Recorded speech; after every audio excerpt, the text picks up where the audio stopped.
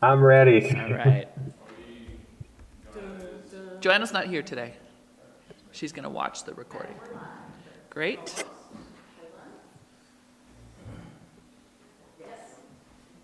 Thank you. Good morning, everyone. Welcome to the November 22nd Finance Committee. We're going to call this meeting to order. And before we approve the agenda, Ms. Rogers is going to start us with the land acknowledgement. Thank you.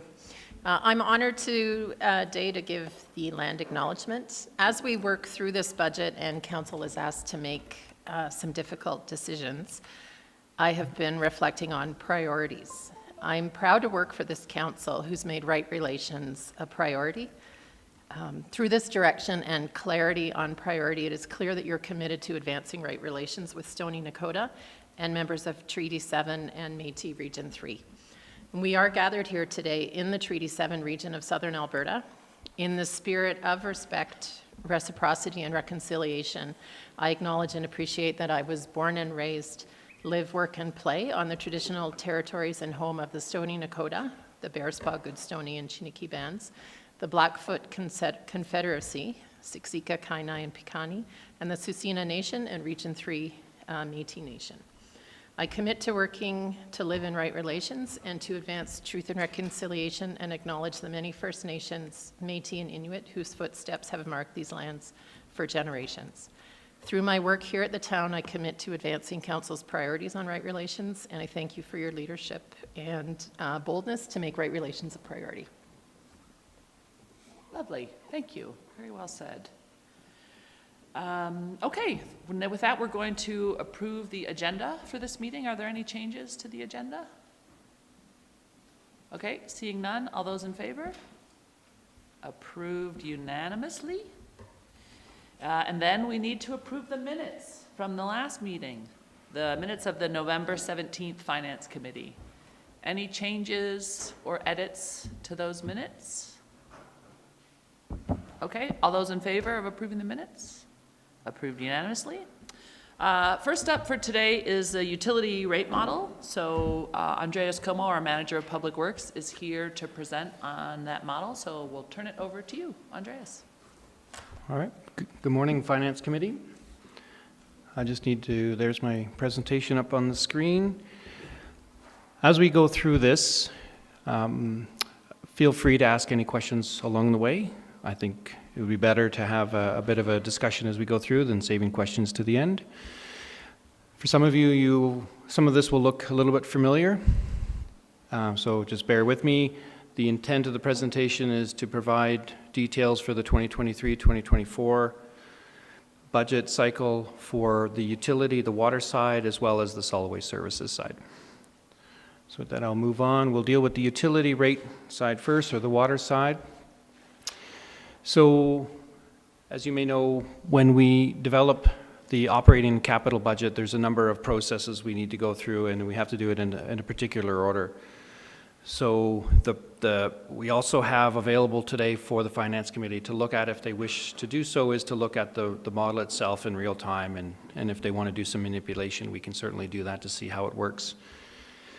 As we start working through the model, the first area we need to look at is what our expenses are. So our contract, for example, with EPCOR, how much are we obligated to go up? We make those changes. Anything else that we're aware of, any of the other contracts we have, any other information we have from EPCOR, other things that we want to do, make sure we do update all the operating side. Then we look at the capital side. What are the capital projects that we need to have in there? We'll go through a little bit more detail about how we develop the capital plan. Once those inputs are put into the model, then we look at growth projections. Well, how do we see the coming years look like? The number of new accounts, how's our water consumption looking, for example? And then once we have all of those information in there, to satisfy, to have a certain level of a reserve balance in our utility reserve, we play around with the revenues to see where we actually need to have those. How much money does the utility need to generate to ensure that we have at least $8 million sitting in reserve by the end of year 5? So it's the same format we've been doing for a number of years. It has generally worked well, served us well, and so there's no need to change that, and we're continuing with that process. Once we determine how much revenue we need, the utility model then calculates the rates that we need as well. And we'll go through that in a little bit more detail through this. So on the operating side, our contract with EPCOR is, it changed in 2020, and those are the three key areas that they look after within the agreement: water, wastewater, and storm.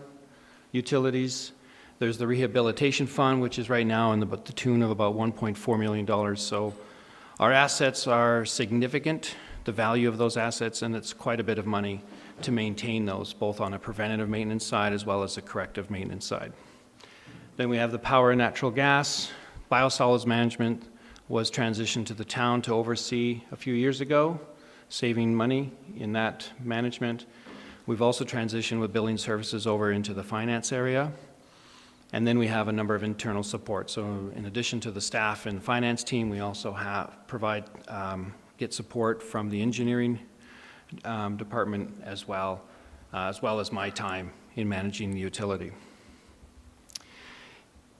There's a lot of things that we ask EPCOR to do for us that are outside of the contract. Those are captured in the additional services. So meter replacement, new meters, the actual going out and reading the meters is an area that they do for us, and they pay us extra for that, with the intent that at some point down the road we want to move away from having EPCOR do the meter reading and take advantage of the fact that ATCO flies over the town once a month and takes remote meter reads. And so there's an opportunity for the new meters that we're installing to be able to do that as well. So when they fly by, they can do us as well. So we're about 40% of our meters are currently replaced to work within the system. So we're looking at options on how we can transition. We could possibly do a percentage, or the ones that are ready, start that process now. So we're going to start playing with that idea in 2023.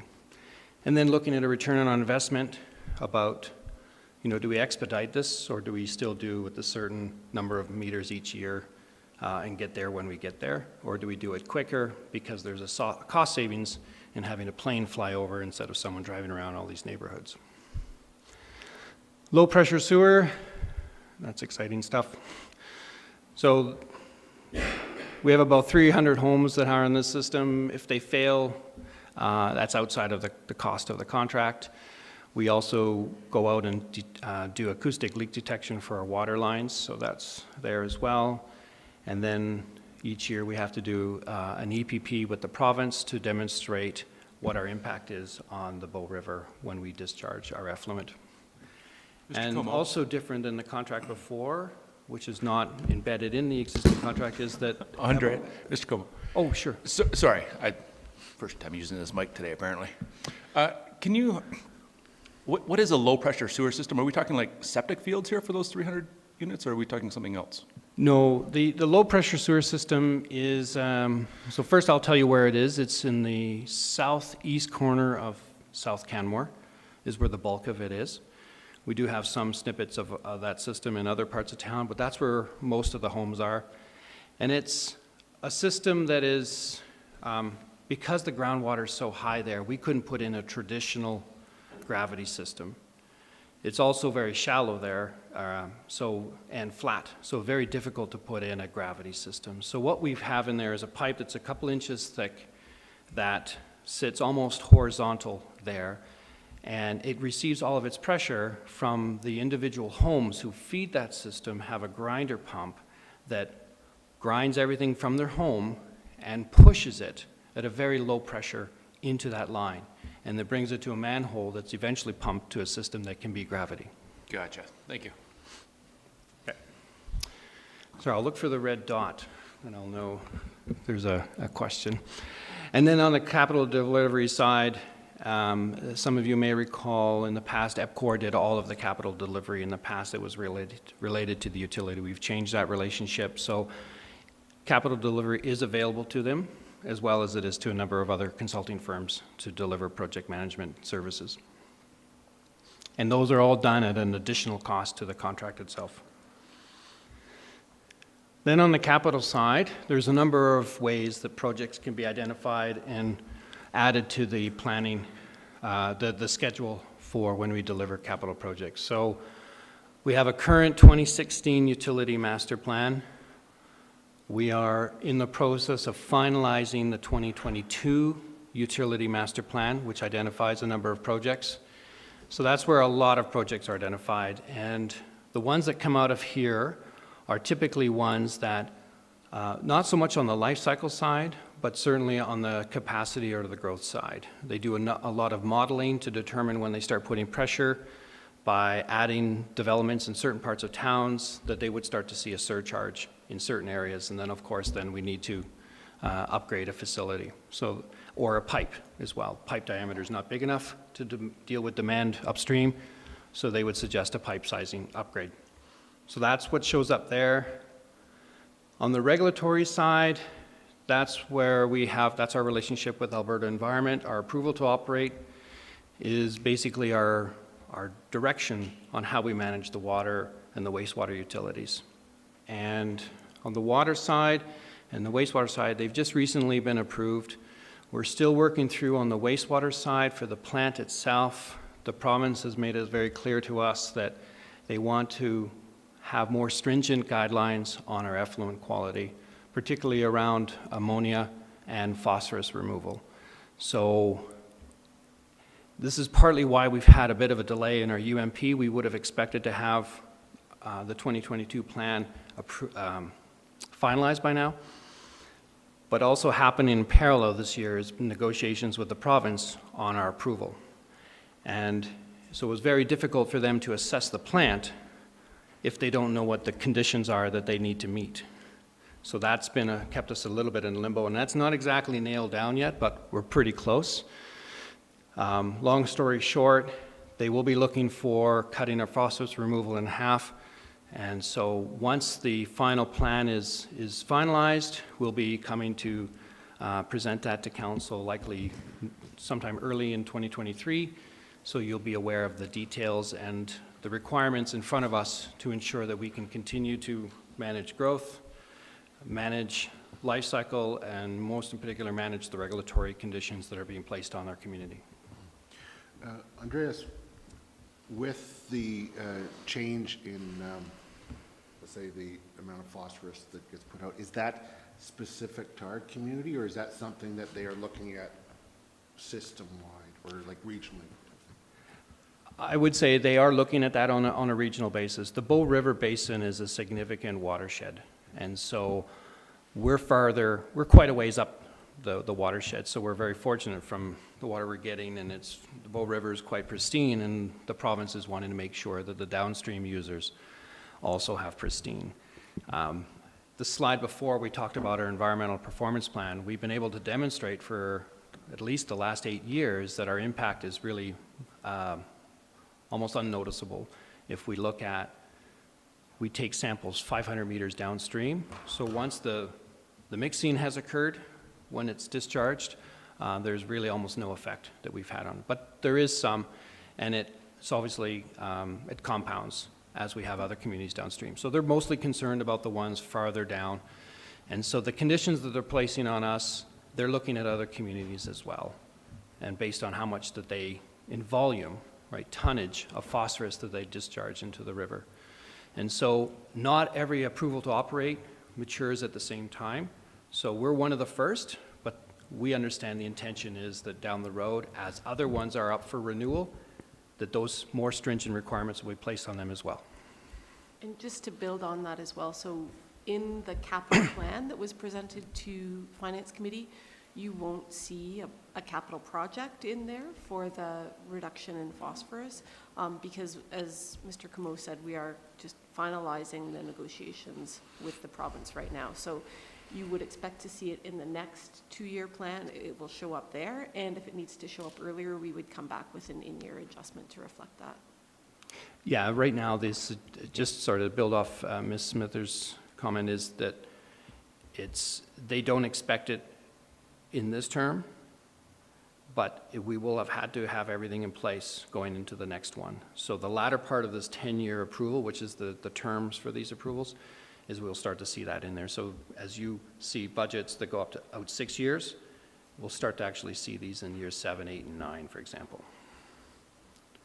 So we're currently meeting the standards for phosphorus and ammonia, We are exceeding, yes. exceeding the standards. So is this a change in what the province is gonna have as a standard for everyone?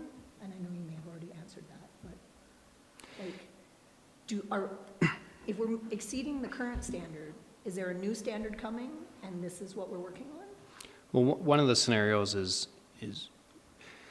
it's really about growth. So we're consistently hitting below 0.5 milligrams per liter in phosphorus, for example. Or sorry, 0.5. Our regulation is 1.0. So but they want to move it down to 0.5. So what it does is it doesn't give us a lot of wiggle room for the risk of violating so we'll have to put something in place so that we are now consistently below 0.5, because you just can't operate that way, that you're always right up against the ceiling of the regulation. So it's and the other thing that they consider on the growth side is the total tons of phosphorus we discharge in. So as we discharge more water, even though we're consistently, the strength is at a certain level, we're starting to discharge more phosphorus minerals into and ammonia. And so that's the other piece that they're concerned about. When the government changes or is intending to change regulations that have an effect on our capital investments, are there grant funds available as well, or does? Yes, we have been successful in the past with getting grants for upgrades that were required, for sure. In the past, it's mostly been around growth. This is a unique situation because this is a big change in our approval, one that I personally have not experienced. So it's been a long time, and so it changes the conversation, and I'm hopeful that we can work out some type of agreement with the province that there be grant dollars available to, because we're talking significant dollars to be able to make sure we meet these changes to the regulations. Are these new ammonia and phosphorus standards the same as Banff National Parks, which is a different regulatory approval from the feds? Do you know that? I can't recall right now. Okay. Sorry. No worries. Go ahead. This might be a little off. Can you help me understand, I get the dangers of ammonia, but can you help me understand phosphorus? There are some people that have argued that we actually need a little bit more phosphorus in the water. Reed fishermen. Can you just help me understand the impacts of phosphorus and what that might mean for us?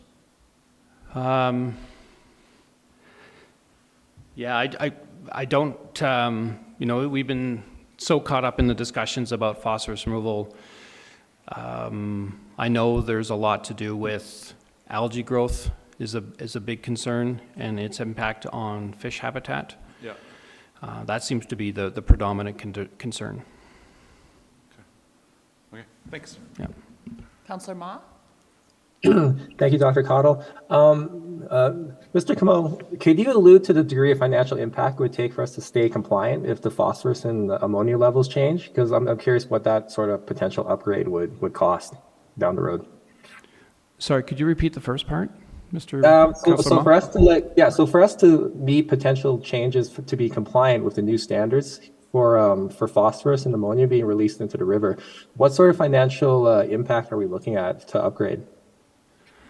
I think it'd be I haven't actually seen the data yet. The consultant we've hired, we've really wrapped up our back and forth with the province by September. There's a lot of work that needed to be done by the consultant to figure out what is the best technology for us to move forward to be able to be compliant. And then once they've identified the technology, part of the UMP identifies budget costs. And so even though I got a draft copy of the UMP yesterday, it's still silent on the wastewater treatment plant upgrade. So at this point, administration still does not have those details. Okay, thank you. If I can just add to that, there are some significant unknowns right now, as Mr. Kamosh just said, and when the utility master plan is done, we will be sharing that information with council, and certainly as we have a better indication of costs or impacts to the town, we'll be coming forward with that information. So this is a good discussion, but some of these questions are premature because we still don't know what we don't know. Yeah, thank you. The intent is to just provide you with a bit of a heads up. More information will be coming, and I'm sure we'll have a great conversation at that point. Okay, so that's the regulatory piece. I didn't think we'd spend as much time on that, but that's okay. That's good. Then there's operational, so as EPCOR's continuing to operate the utility on our behalf, just a reminder, all of the facilities and the infrastructure is still owned by the town of Canmore, so they'll come to us and say, this pump or this, which when it becomes larger than something that can be captured in the rehab fund, they would want to look at it. They would propose capital projects to us as well. The other part is the pipes themselves under the road. We would be in discussions with the engineering services department on their road resurfacing schedule. And so we'll want to ensure that if they're going to make a road look really nice up top, we want to make sure we're not digging it up in the next 25 years. So if we have to expedite a deep utility work, we'll do that. So we don't have those patches in the ground. Then we also look at the projects if they're being put into place, or a portion of the value of the project is being put in place to accommodate growth. We'll calculate what that is so that we can also ensure that those projects are identified and placed in the offsite levy model as well. And then the final one, working with finances, we look at what the funding sources are. So debt, reserve, grants, for example, we'll take a look at those as well. So that's all the stuff that goes in the background in developing the capital plan. Quick question from me. Sure. You mentioned that some of those regulatory changes are related to growth. Will those then be offsite levy? Sorry, the regulatory changes are not related to growth.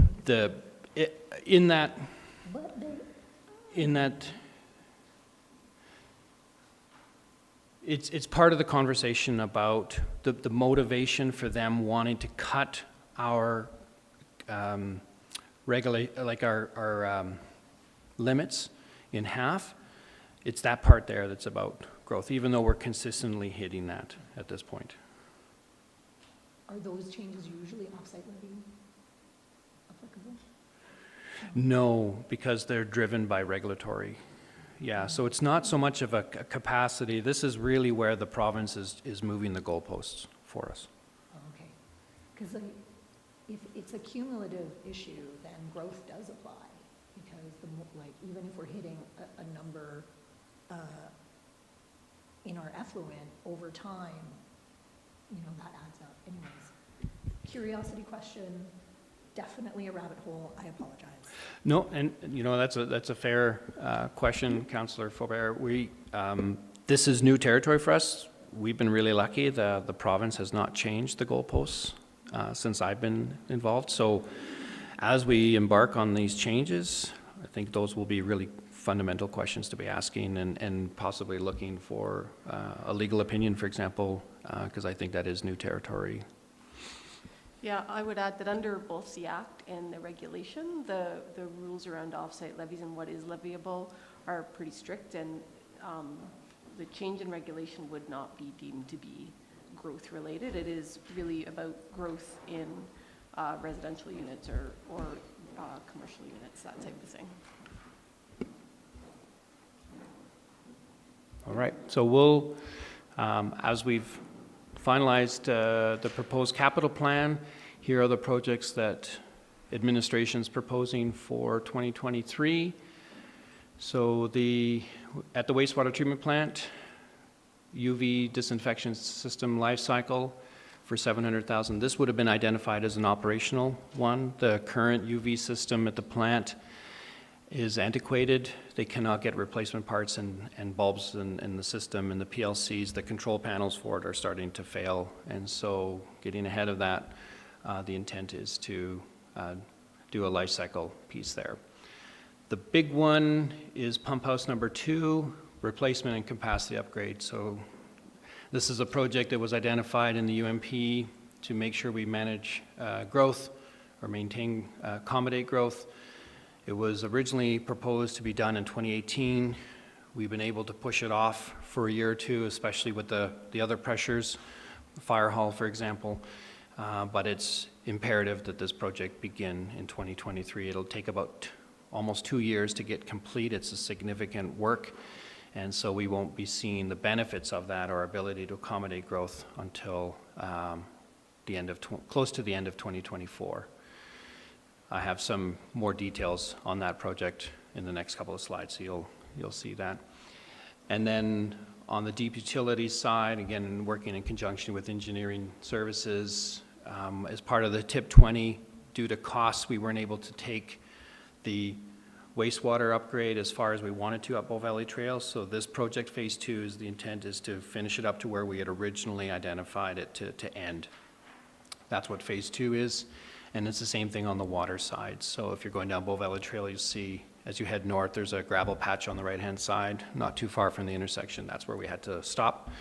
And the intent is to take it further up. And again, I have some more details to that coming slides.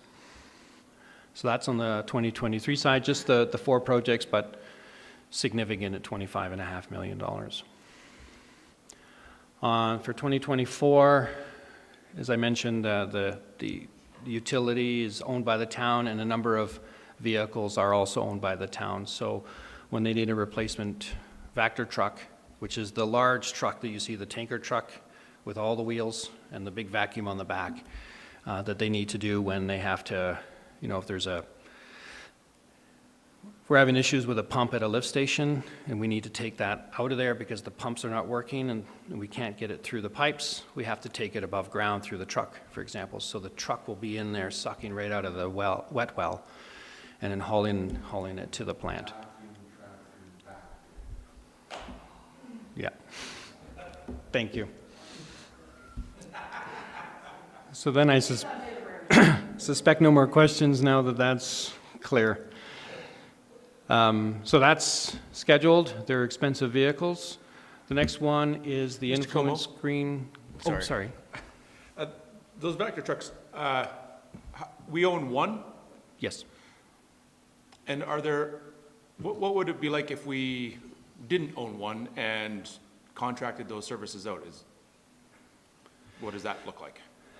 And we actually have to do that in the wintertime because the truck is stored outside, so we have to winterize it and we can't utilize it. So if we have to do a dig or move wastewater from a lift station, we do have to do contracted services.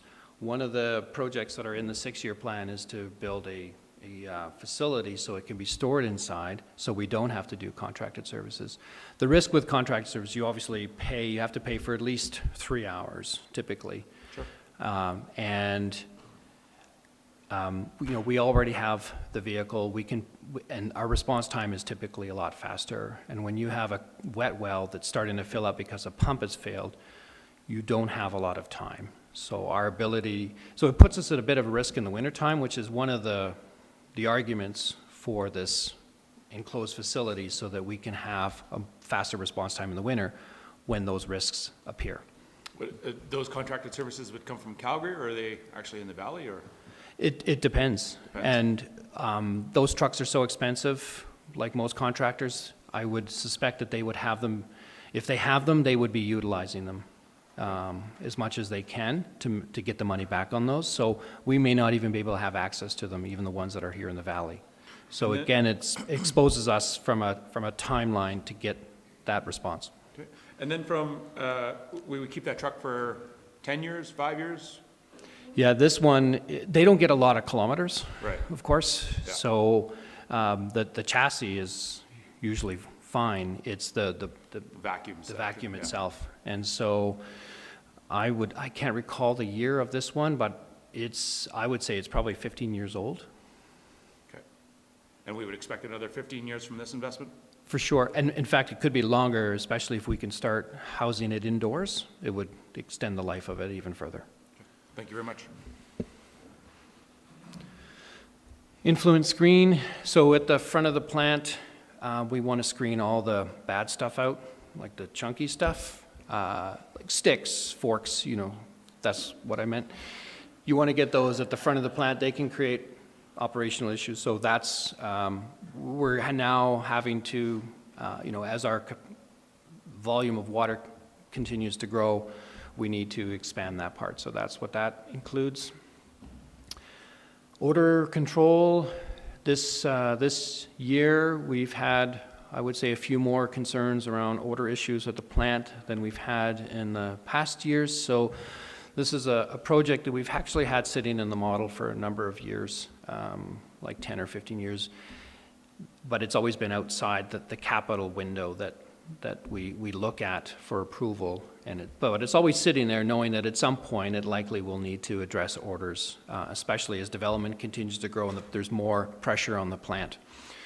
And so we have this in 2024 to start looking at a type of evaluating the plant, the type of technologies that would be best suited for it, and then developing a design. And then in 2025, we would be looking at so whatever it proposes. We have a placeholder in there right now. I believe it's $2 million to do that upgrade. So that's what that is.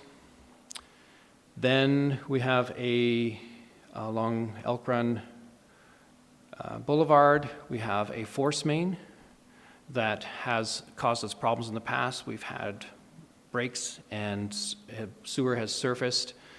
And so as engineering is looking to resurface that road, we're also looking to replace the force main down there. So that's the design work to finish that up. It's really from, well, I have a map in there, you'll see, but it's from Glacier Drive down to the RCMP detachment. And then, as I mentioned in the slide before, the Bow Valley Trail Wastewater Phase 2 will take us up to just the bottom of TB Town, and then Phase 3, I have a map and you'll show it'll just take us to the top end of TB Town. And then Railway Avenue is also slated for 2024 to replace that sewer line as well from the edge of TB Town to just past 10th Street, and I have a map of that as well. So, on pump house number 2, which we thought this would probably be the time to change it to what it should really be called. It's not a pump house. I mean, it does pump, but its primary focus is around water treatment from the reservoir. So we'd be looking as a name change at the same time to water treatment plant number 2. This is a schematic of what the image would look like based on our 90% design right now. And you can see where it would be located. Right there, if council recalls, in 2018 we did a clear well upgrade right to this, just south of the existing facility. So the intent is to build this new plant right on top of it.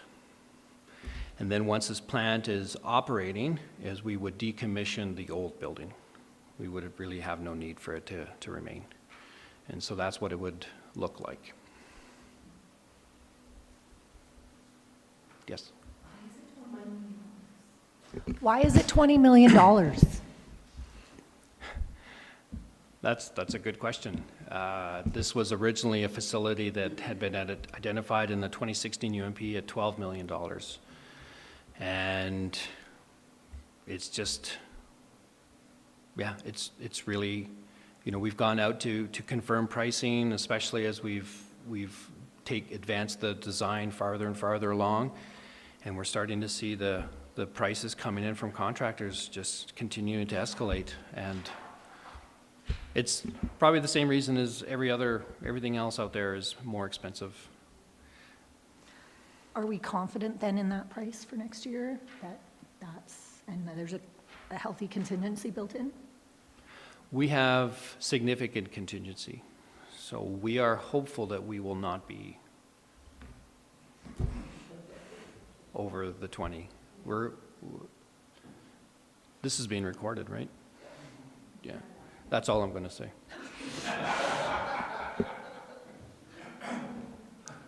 Anyway, that's the facility. That's where it's going to be located.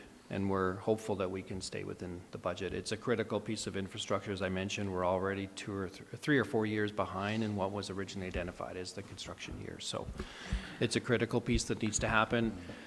The reason we are, actually maybe I should just back up a little bit. For some of you who've been following this story so closely, is the original project was to expand the current facility. As we spend more time looking at the current facility, the condition of the facility, the age of the facility, it was agreed that there was more benefit in simply building a brand new facility and replacing the old one. So this is actually a bit of a different direction than what was originally identified in the UNP. So part of this new facility is a combination of life cycle as well as capacity. And the intent is this facility should take us to full build-out. So it'll be half used at the time it's commissioned. Councillor Graham? Sorry, you just triggered another question in my mind. But I want to go back, I'm sorry. That's okay. I want to go back to the significant cushion between the $20 million and the actual cost. Can you give me a number? Can I ask why? Just there sometimes contractually, it's in our best, there might be reasons why we don't want to disclose that. So I'm wondering what the intent of your question is so we can make a good judgment about what we share publicly. We're asking for a lot of money, and if the actual cost of this is $15 million, then why are we taxing Oh, I for see. $20 million? Okay, yeah. Well, we Well, may or may not. It's Money the comes from utility somewhere. rate, right? So it doesn't affect the overall tax rate. It's part, what you, oh, okay. Okay, yeah, so it doesn't Sorry, affect let me- the tax percentage, but it does affect the utility rate, which Sure, is I'm important. sorry, Yeah, I- and no, it's all, you know, we do say it's all one ratepayer. But I wonder, Mr. Como, that you want to talk philosophically about approach to contingency instead of the number. Sure. And one of the other scenarios that we also consider that we get reminded of from finance, for example, is we have $20 million, but we're not planning to take debt for the full 20, because at the end of the day, we don't know exactly how much this project is going to cost, right? That's the big unknown at this point. It could be $22 million. I'm hopeful not. Hopefully not. Yeah. Hopefully not. We expect it to be below 20 million. What we don't know is how much. And so for that reason, and how we finance and budget it, is we also look at a portion of it to come from reserves, which is that bit of a buffer. So we get how confident we are, we think it's going to be at least this much, but then the remainder of the project, we fund from reserves because we don't know exactly where that's going to be. That might be helpful for council to see that number.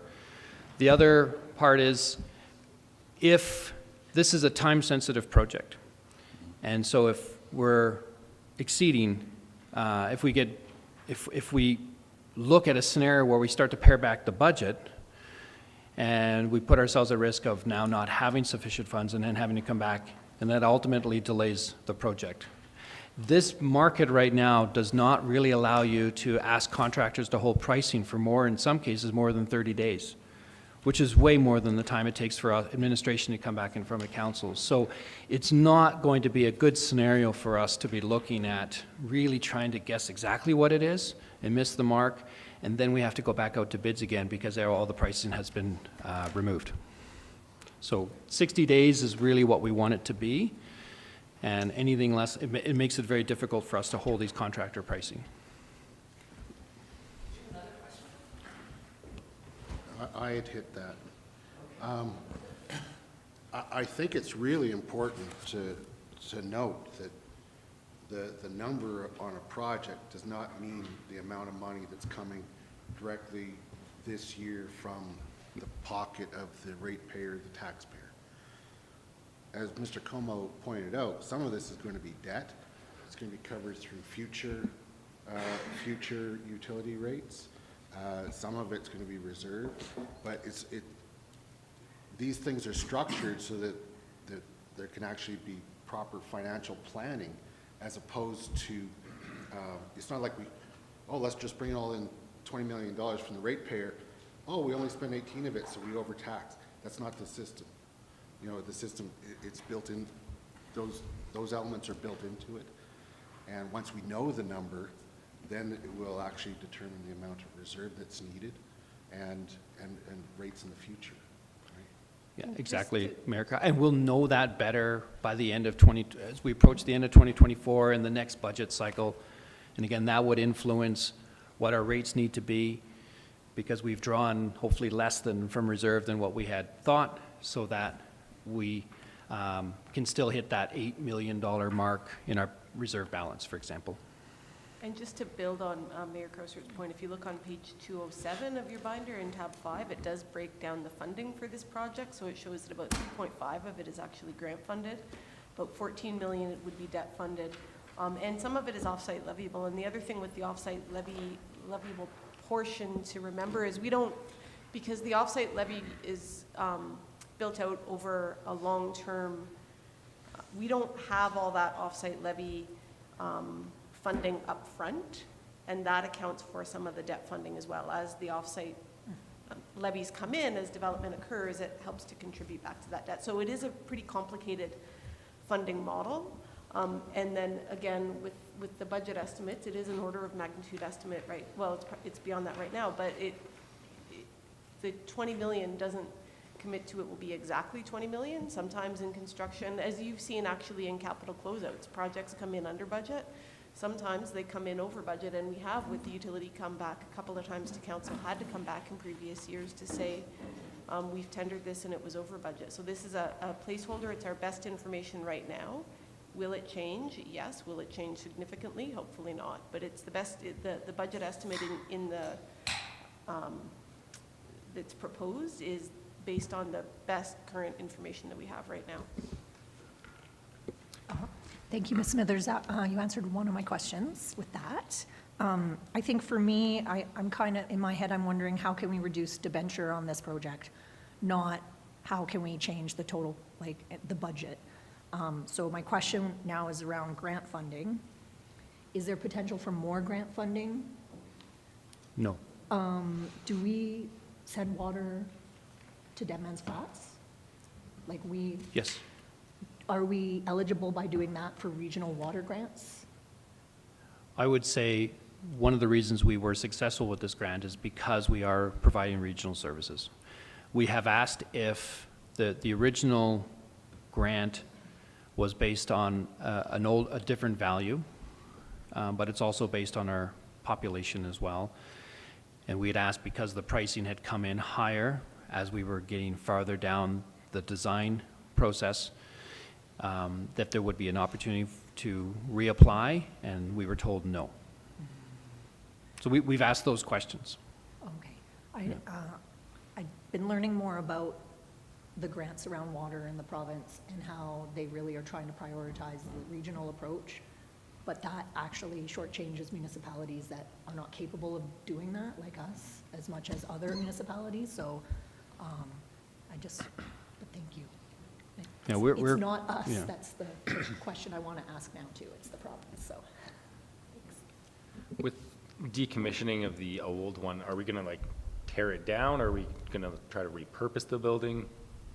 Or do we have any plans on that yet? Or like, other than we know we're going to decommission the old pump house, do we have any thought of, stripping it out, putting a Vector truck in there maybe? Or Yeah. just some other, just again, because if the structure's good, but the interior is more the issue, if there's, instead of just ripping down a building, if we can repurpose it, have we looked into any of that stuff yet, or is that just, got to figure that out once this other one's in? We did look at that.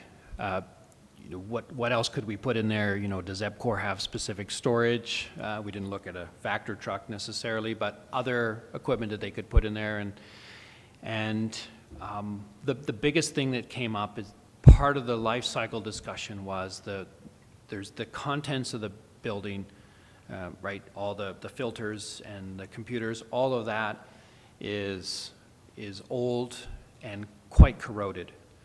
And so because of the environment there, that's also expanded to the building itself. So when you walk in there, it's painted white, but there's a lot of yellow dripping marks. And so the building itself is 40 years old. And so the sentiment was it has lived its useful life and it would be best to be decommissioned and not repurposed. If we kept it, we think we would be then, we'd have to first invest money in it. And then because of its age, we would have to continue to invest, and it wasn't worth the expense. Thank you. Ms. Smithers, can you help me understand, I too am concerned about the debt we're taking on for this, but you were talking about offsite levies and how the offsite levy model, as growth comes in to pay for this, does that directly go to the debt that we have taken for this? So we're going to take $14 million in debt, and as offsite levies come in to pay for the growth of this pump house, does that debt directly get paid down by the offsite levies? Yeah, I'd look to finance for that. Yeah. It comes into the utility department, so the expense is debt expense and revenue is the revenue. So over time, the revenue comes into. Sorry, maybe to help Councillor Grams, the offsite levy model has a financing factor in there as well. So the debt is taken, finance factor is applied, a conservative finance factor, so that when the calculation for the offsite fee for individual units also includes the financing of that money, so it rests with the development inside and not the utility or the community side. Does that help? I think I'm getting a clearer picture now, yes. It's over time. And You'll see that in a couple of graphs coming soon, I think, but. Yeah, but I think you're concerned that the debt certainly is on the town's back, for sure. yes, And it has an influence on our debt limit. Yes. Absolutely, because we're the ones taking the debt. We are expecting to be able to get all of that money back, but it will take a long time because it would be determined based on the timing of growth. right. But the financing piece is covered by the development industry and not the community. So, yeah, in short, obviously, we can't collect the levy for stuff that isn't built yet, but as development comes on stream, we do collect that levy, and the financing factor that Mr. Camo referred to accounts for, to some extent, the debt that the town has to carry to get the infrastructure built up front. So it's a longer payback period that's incremental as development occurs, but it does take into consideration the fact that the town has to take debt to provide some of that infrastructure. And Go ahead. And you mentioned full build-out, and full build-out will be a long time. And is arguable as to what that may or may not be as well. Are we looking at like a 30,000 population build-out still with those numbers, I'm assuming? Sure. Yeah, currently, yes, but the model is updated fairly regularly, taking new assumptions into account. So sometime next year, actually, when the utility master plan is done, we'll be bringing an update to the offsite levy model forward, or the offsite levy bylaw forward, that will include model assumptions that include the policy framework and land use that we have existing and planned at that time. So it does evolve over time as the community builds out and as plans change. Right. But it's updated regularly to capture those changes to the best we can. And the offsite levy bylaw, I believe, is about a 25-year window that it looks out. And I'm fairly sure, and somebody in the room will correct me if I'm wrong, but the assumption has been 30,000 since the 90s, Yeah. since the mid-90s has Right. been the build-out assumption. And I think the degree of that 30, whether it's 30 or 32, is maybe fluctuated, but it's not a new No, it's not. assumption. Yeah, and keep in mind too, the 30,000 is a population. The offsite levy bylaw and model work on residential unit counts, commercial Right. unit counts, and hotel unit counts. Is that number not also including all hotel rooms being full? The 30,000, does that include that? Yeah, it's a design factor based on hotel units. So when populated, we're not just talking permanent people in our People, we're talking community. people. People in our community flushing and drinking water. No, the 30,000 is population, full-time population. Hotel occupation is above and beyond that. Oh. Yeah. And I would add that that's 30,000 for the town of Canmore. Remember, we have an agreement with Harvey Heights, which we don't provide residential water, but we also have an agreement with Deadman's Flats where we do provide residential water. Their build-out is 1,700, so we're actually using the number 31,700. But that changes, that's reviewed every time. Right. There's updates to the rate model, UMP, as well as the offsite levy model too. 25 years is a long time, and you know, that may or may not be accurate over that period of time. So, thank you. You know, I just wanted to add, you know, I'm not, well, I don't like the debt. I'm not concerned about taking of the debt for it because the alternative is that we need to, you know, grossly update or raise our utility rates in order to get cash in hand. And so that's what the debt does, is it allows us to do it over time. I'm also not concerned about building it to make sure that we have capacity for larger numbers, and if they happen to be smaller over the time, that's a better problem to have than underbuild it and have to replace it again, you know, within that time frame. So I'm not concerned with that. What I am concerned about is the fact that we do have to build infrastructure for a number that is much larger, or that is larger than our taxpayer base, in order to and that those amounts are on our ratepayers. And so that's why we are advocating to the province to recognize that tourism-based communities need to have additional revenues in order to cover the additional infrastructure that we need to service the additional population in addition to our residents. So really, I think that we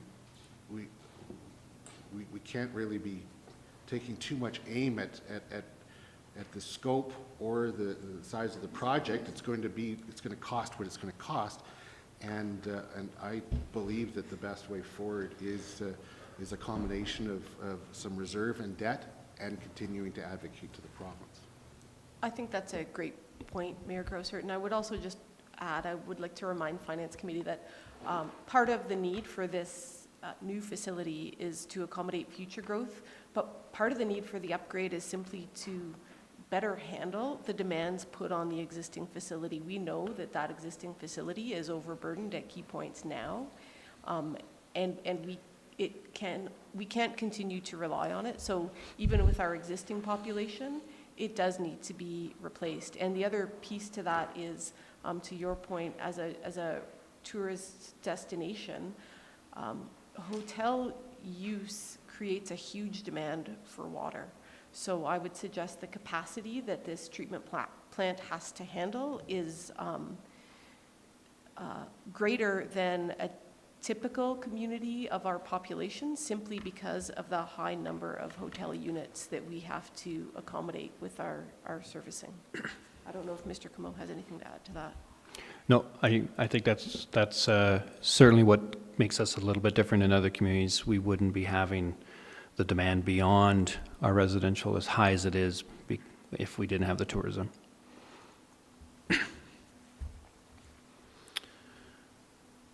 Okay. So just on the deep utility side, so this is the phase 2 that I was talking about, but also can show you further phases down the road. So you can see down here, the cursor shows up on both, yes. This is where we have that gravel patch in the ditch. So the intent is the blue line is water, the orange brown line is the other stuff. And so finishing, this is where those projects were intended to finish during the TIP 20 project. And as I said, we ran out of funds. So the idea, TIP Phase 2, would to extend those lines up to where you see here. The orange one going right up to this point, and then the water line going up inside TB Town up Hospital Place up here. And then in 2024, continuing the sewer line all the way to the top near right across from Boston Pizza. Would be putting that line in, and then 2026 to extend the water line along here and then back over towards 17, the end of 17th Street as well. And again, these are in conjunction with engineering services scheduled for surface rework as well. Railway Avenue. So right here at the bottom right-hand corner of the screen is where the TIP 20 perimeter ended. And this was a project that was identified in the UNP as well to replace the pipe. And so the intent is to do that all the way along here and continue the pipe replacement all the way about 100 meters up north of 10th Street as well. And the intent is to do that in 2024. Have we got an idea what time of year within those? Like, is this going to be July, or is this going to be hopefully sometime not in prime time? Ideally, we would be wanting to start this work in early Q2, so very early springtime, so that we can have the work completed before July 1st, So for it'll take example. a quarter to kind of Which is, and as you recall, the TIP 20, the challenges it had with high groundwater, Yeah.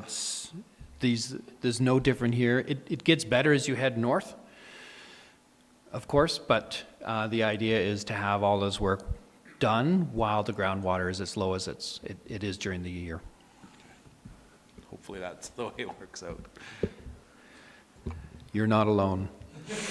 Yeah, it's quite stressful for the project manager, for the contractors working in high water. So everyone has a vested interest in getting it done at the right time and as soon as possible. Does it not make more sense to actually do them in the fall?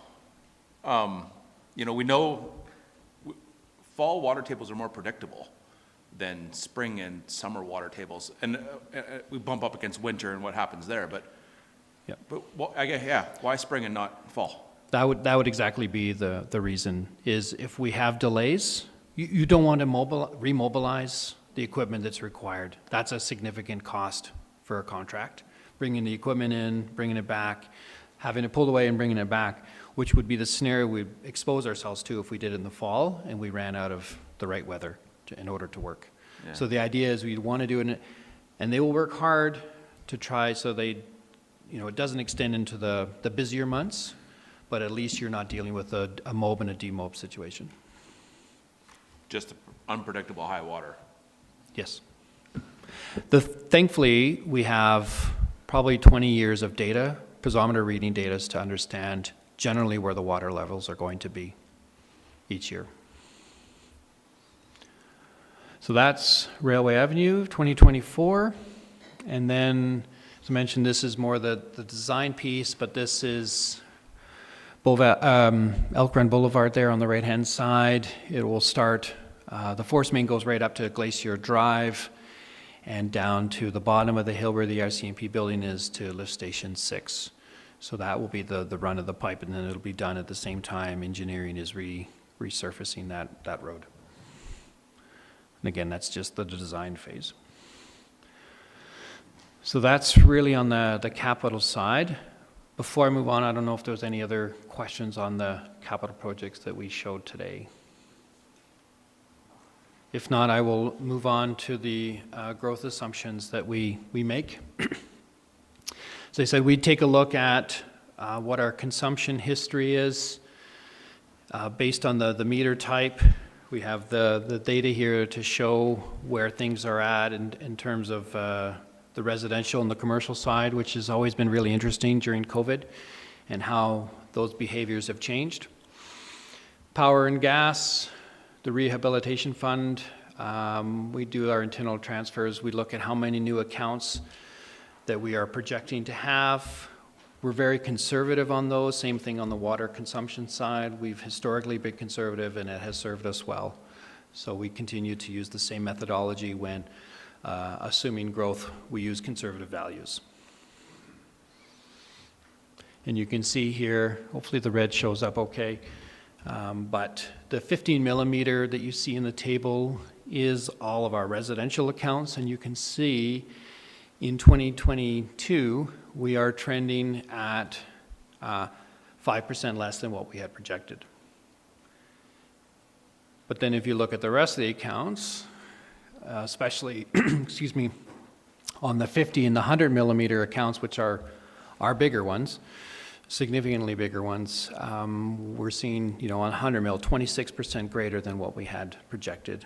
And when those are hitting 26%, you can see, even though we're low on the residential side, which is just about half, almost half of our total water consumption is the residential side, you can still see overall we're still greater than what we had anticipated by 6%. So we're, again, taking that conservative approach has served us well, and you can see here is a real-time example of, we can't predict the individual ones, those are quite tricky, but you can see overall we're in a good position. So, as I mentioned earlier on in the presentation, we determine what our operating expenses are, we determine what our capital plan is, we also determine our assumptions in growth accounts, etc. And then we play around with how much water, how much more money does the utility need? So not the individual rates, but how much more water the total utility needs to satisfy all of those expenses, as well as ensuring that we still meet the $8 million reserve balance as well. And so you can see here on the left for 2022 this year, we needed $11.7 million for the utility. When you did our projections for year 23 and 24, we need to go up by 700,000 and then another 600,000 in 2024 to meet those reserve balances. And then that's the size of the pie, and then we break up the pie in a number of different ways, which I think will help show the Finance Committee the considerations that we have when developing the budget. So the split between the water and the wastewater component, for example, right now is a 35-65% split we're proposing. But you can see in 2022 in the bottom left corner, it was actually currently this year, it's a 32-68% split. And you can see over time, we want to ultimately get by 2027 a 40-60% split on the water and wastewater side where the revenues come in. So as you recall, we have a fixed and a variable for water, and we have the same thing for the wastewater. And so we want to adjust how we get our funding between those two sources. And we want to make that adjustment because when we combine the water and wastewater side, the reserve looks quite healthy. But if we separate them out from the water and wastewater side, the wastewater reserve is extremely healthy, and the water side is hurting, it's suffering. So we need to make these adjustments over time so that the water reserve on its own will have an appropriate reserve balance. So then as we move down on the fixed and variable, so the fixed is what we're guaranteed to get based on how many accounts we have, and the variable is a factor, oh boy, it's hard to see the fixed. My apologies. It looks good here. It looks all right there? Okay, good. All right. Councillor Mall gave me the thumbs up as well. So the fixed variable is what we can count on, and it's that table I'd shown you earlier with the red is the piece we don't know exactly, and again, we take conservative estimations on that one. And right now, it's a 53-47 split. And as I said, as we go through the model, when we look at how much we need, we look at the transition from more water or more revenue generated from the water side than the wastewater side. It has an effect on a number of different variables, including this piece here from the fixed and the variable rate. So you can see we're proposing for this year 55-45% split, and for it to remain for the next 2 years, and then in 2025 doing a 56-44. And if we look at the model in the long term, like it's a 20-year model, that 56-44 split would be appropriate for where it should remain for the balance of the 20 years. And then the difference between the residential and the commercial side. So as I mentioned, the 55 millimeter meters are reflective of the residential side, and this is actually for the last 2 years going back and projecting out in the future. It's interesting that 54-46 is unchanged. That seems to be the split between residential and commercial. So though we have a lot of homes in town, we have a big draw on from our commercial sector on water. So it's over half of our water goes towards the commercial side. And so when that one is in a positive, it's actually really beneficial to us, and it's a financial indicator of how they're doing, right? So as hotel accounts, for example, are greater than what we expected, that's because they're likely at full occupancy, right? Restaurants, they're turning tables over, they're using water to satisfy their services, and that's a good thing. We're able to provide them with the water, and they're getting more money to be able to pay those bills.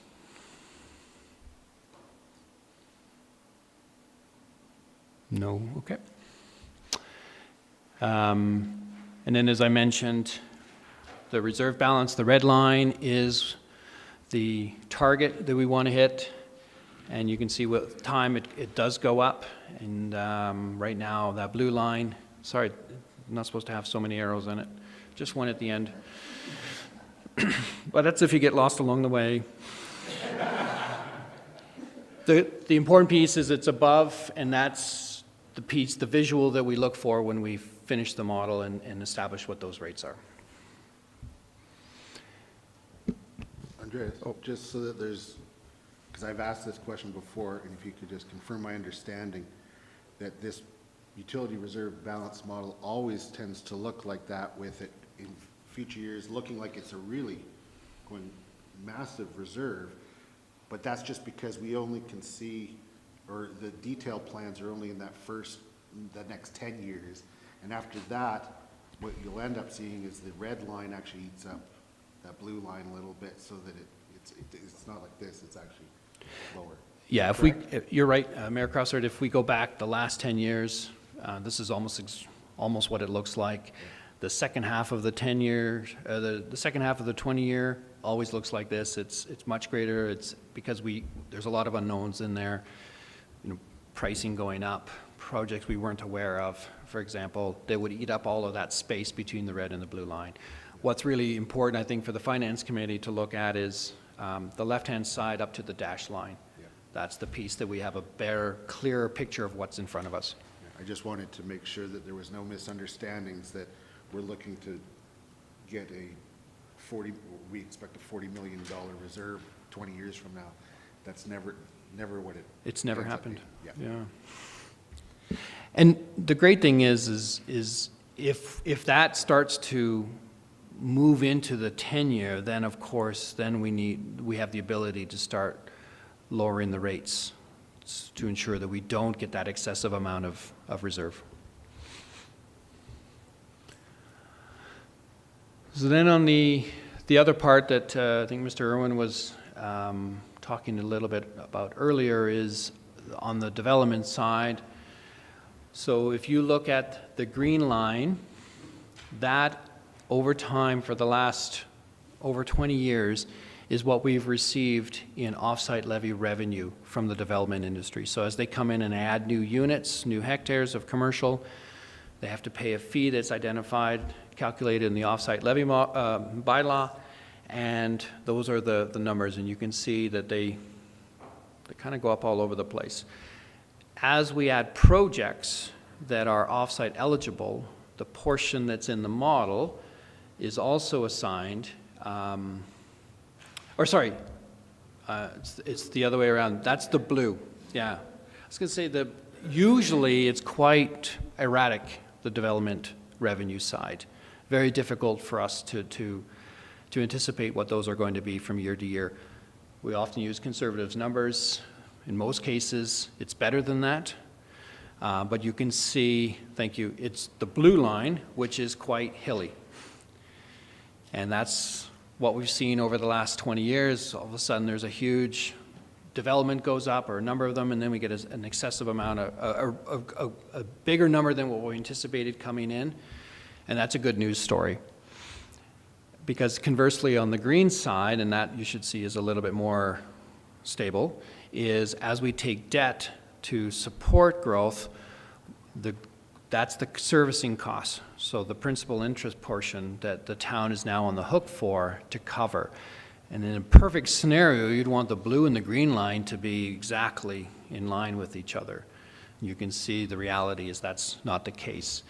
And back in the early 2000s, you can see we were taking in more money than what we had actually needed to satisfy our servicing costs.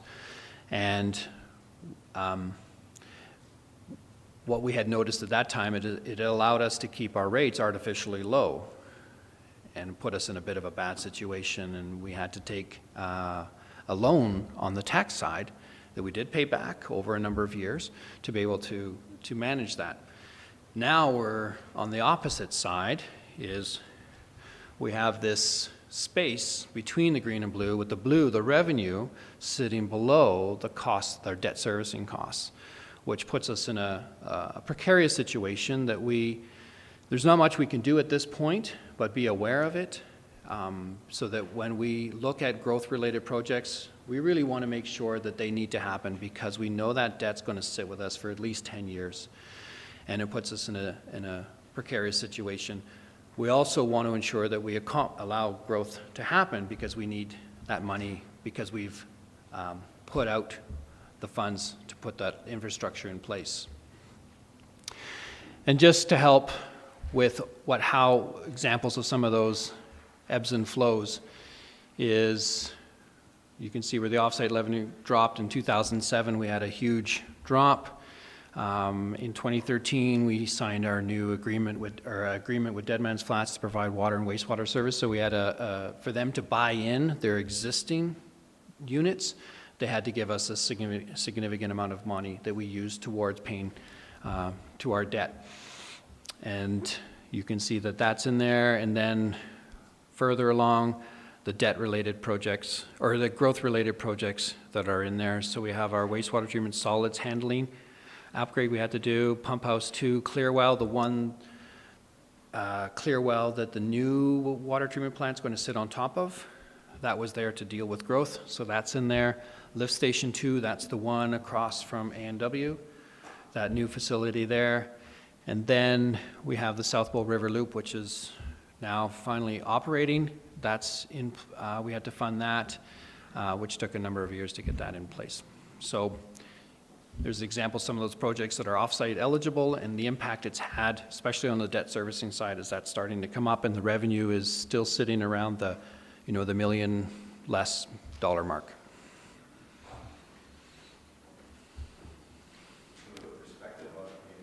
Sure. Just for perspective there, it's the $7 million gap since 2001 of the debt servicing costs versus the development revenue that has come in. So that's what, we've supplemented whatever with rates over the period.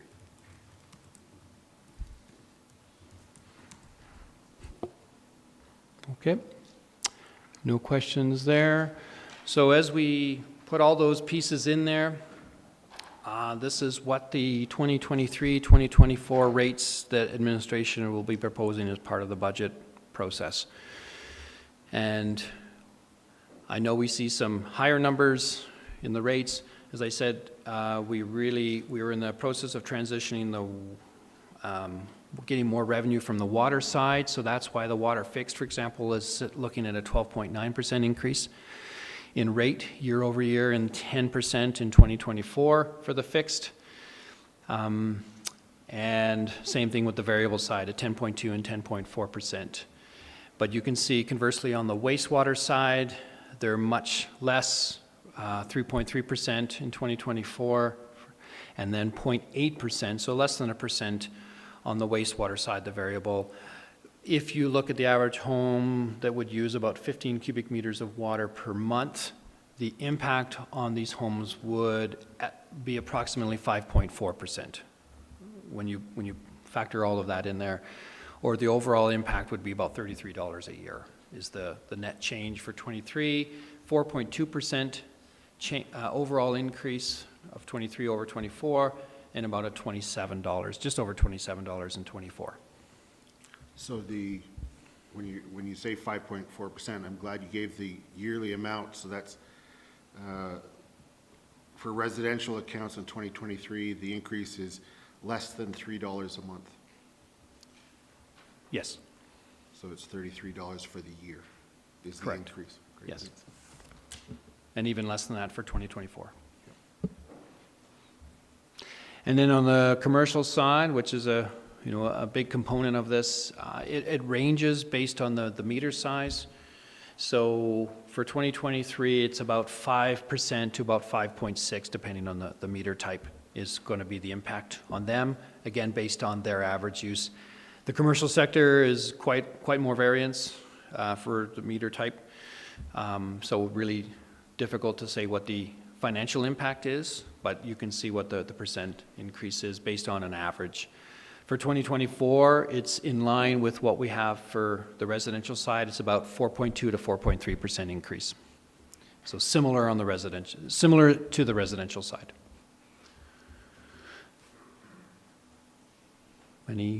Are there any questions around the rates? I just want to make sure I'm understanding correctly. The reason why the water amount is going up more is because we would like the water reserve is under the value we want it to be at. Correct, exactly. And you can see we've taken a few years to make that transition, and then the hope is that both sides the rates are appropriate to ensure that their respective reserves are appropriate. So if there's no questions, I will move on to the solid waste services rate model. So similar to the utility side, we look at the operating expenses, the capital plan.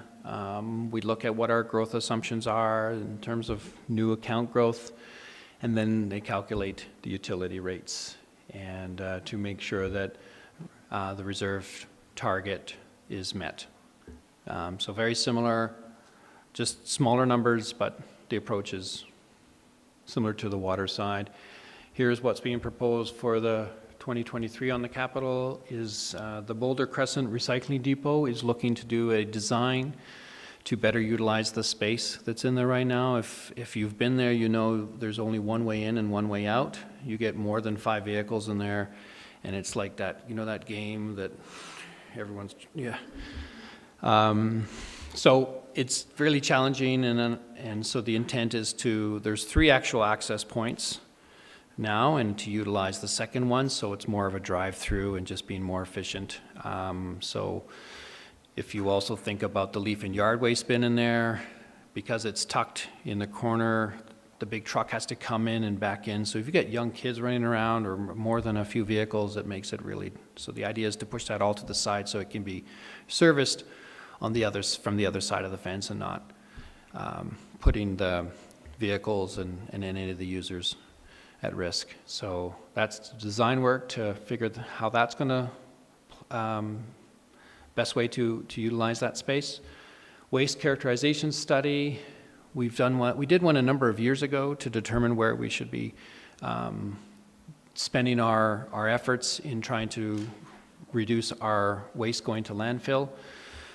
Since the last one, we've put in the beyond curbside, so the blue bins in town. We've also added food waste the last couple of years, so we want to see okay, how are we doing as a community with real values, with the waste that's still going to landfill? Take a look at that, right? So these are people that are going to come in, take bags, rip them open, and weigh the different components and say, okay, we may learn that we're not diverting as much paper as we thought, so now we need to spend some more time and emphasis on our paper program so people are aware of it and utilizing it. Or we still have a lot of food waste in there. Okay, so what do we need to do to help get people utilizing those programs more?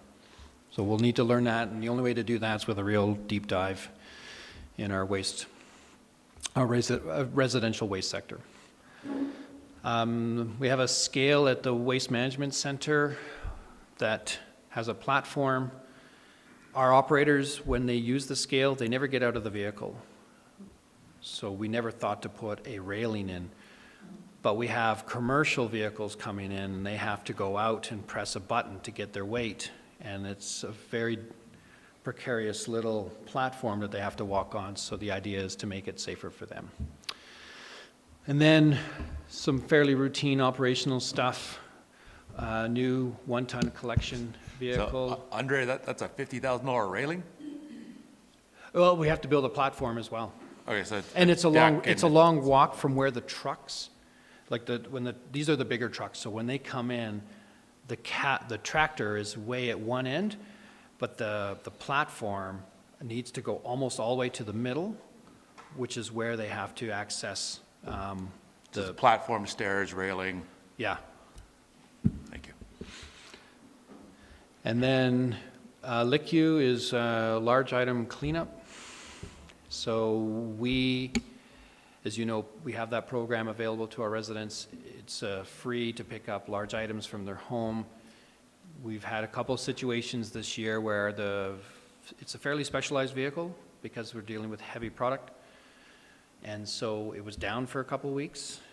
And so we realized that we should have some redundancy there. So that's why it's new, is to ensure that we can continue to provide that service even if we're having issues with vehicles. And then the container replacement, large, that's the big sorry. I have a question about the large item cleanup collection vehicle. What if, had you considered establishing a central location for people to bring things as an alternative to buying another vehicle to go out and collect things? No. We did not look at that as well. The reason we didn't look at that is we believe this is the best service, best program that we can provide that's going to deal with the issues that come with a program or a waste collection system like we have. As you recall, Councillor Faubert, before we had this system, people were using the waste container locations in the neighborhoods to dump this stuff. Unfortunately, if we ask a resident to bring it somewhere, they won't. The closest they'll bring it is the closest neighborhood bin. So it'll bring us right back to where we were before we introduced the program. So we believe the best way to deliver that program effectively and get participation is to go right to their door or into their driveway. I think from a perspective of not everyone has a vehicle large enough to move things, being able to collect from the neighborhoods is good. But over at the recycling depot next to Canadian Tire, people are using that as a drop-off point now. So, and I hear requests in the community for this type of service, similar to what Banff and Cochrane provides. And so in my mind, it was kind of like, do we buy another vehicle to go around and pick up things, or do we create a space for people to drop off things? And I hear the behavior thing. I don't think everyone actually knows as much about the program, maybe, but in my mind, it was like just a different way to deliver the same results and consider. But And also because people are using an unofficial drop-off near the Canadian Tire, and I didn't know if that affected operations in terms of staff having to spend time going there to take that stuff away. So to me, it was worth a question. Yeah, the space at Canadian Tire it's a well-used space. You're right, people do drop items off there from time to time. Because our operators are there so often, they will let the large item cleanup operator know there's something there, because it has to be collected with a different vehicle. So they'll do a pass and pick that up as well, so they can stay on top of it. The new vehicle is really about ensuring that we can continue to provide the same service we're doing right now. As I said, as that vehicle the current vehicle is aging, we are starting to see that there are times where it cannot be operable for a week or two. Yeah. And so it's not about the idea of trying to find another way to do it. It was just about maintaining the current service levels. And then, oh. I just have a curiosity question, because I know the previous one was safety upgrade. Does this truck have like a lift? Because, you know, we're talking about safety of our staff. Like, I'm trying to think of the proper word, like a lift on the back of the lift truck that comes up. Does that? Yes, Is this that truck is it's a big back, high walls, so that it can carry a fridge and not tip out. Mm-hmm. And it has a tailgate lift. The lift, that's So what they I was just have to get it to the tailgate, and then they Okay. can, and we have two operators as well. Yes. We started with one, but it Yeah, I know there was two. I just wasn't sure if from Yeah. the ground up where it went. So that's Yeah. perfect. Thank you. Okay, the large one, those are the large residential waste container bins and recycling containers. Some of our containers were put in 1999, so they were supposed to only last 15. We've done a great job in refurbishing them, but there's some that are beyond refurbished, so we have to start looking at some of those on the large and on the small side. Based on how much time this is going to take, we're looking to do that over a 2-year period. So we've got half of it in '23 and half of it in '24 to do that. So it's about $600,000 to do that work over the 2 years, to do the ones that are starting to cause us problems. I have a quick question. Is this just for the garbage containers, or are we looking at replacing recycling containers as well? The bulk of them are going to be the waste containers, because they are the ones who've been there close to 25 years. And the small ones, those were here even before we went. Like, those have been here since we've had parks, right? So those are really old and tired.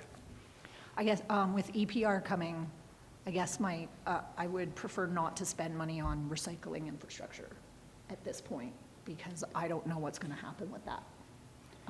Because if we spend money on it, and then this program comes along, and then they value it less than what we spent on it, versus the program comes along and producers then have to provide the infrastructure themselves, we're going to save money if we don't do it and we let that program provide it in the future, not knowing what that program looks like at this point. But Yeah, and as I mentioned, this is for waste containers only at this point. And you're right, there's lots to learn about what that's going to look like, and we'll learn more in the coming years, especially as we come into the next budget cycle. We'll have more information. We should expect by then to have been having the industry reach out to us and figuring out what's going to be the best approach for us, and the town of Banff is going to be the same as the MD of Bighorn. We all have similar systems. Yeah. How many units are we replacing this year? The 15,000, or sorry, the 150,000 for the large, that'll get us 10. 10 units, and the small ones? Oh, I'm not exactly sure. I think they're about $1,200 a piece, so whatever that is. We have significantly more of those, of course. I think the details were in the capital. Is it? Yeah. I thought I remember asking the question, or seeing it there. I guess a better question would be, are we expecting for this to be ongoing? Like we're now replacing some. Are we going to see this every year for the next 25 years kind of thing? Are we life cycling a lot of these out? Or are we doing a whole bunch of them at the same time? Yeah, What are we kind of expecting we here? see benefit in doing a significant amount at this point. So it's really just a catch-up, invest significant time and money now, especially with these old ones, and then we should be able to do into the regular maintenance, the whole refurbish program again, which should buy us probably another 15 to 20 years before we have to do something significant like this again. So big investment, long-term, big investment, long-term. Okay. Yeah, like these containers, you know, it's galvanized metal. Yeah. They're well built. They're built in Alberta, and they do have longevity. But you know, Any design changes to them? Sorry, I was just going to add too, if you look on page 5 of the larger sheet of the capital planning summary, it does show in 2027, there's another round of the replacements of the large containers, another 150,000, as well as the pedestrian container replacement. So it is an ongoing cyclical initiative.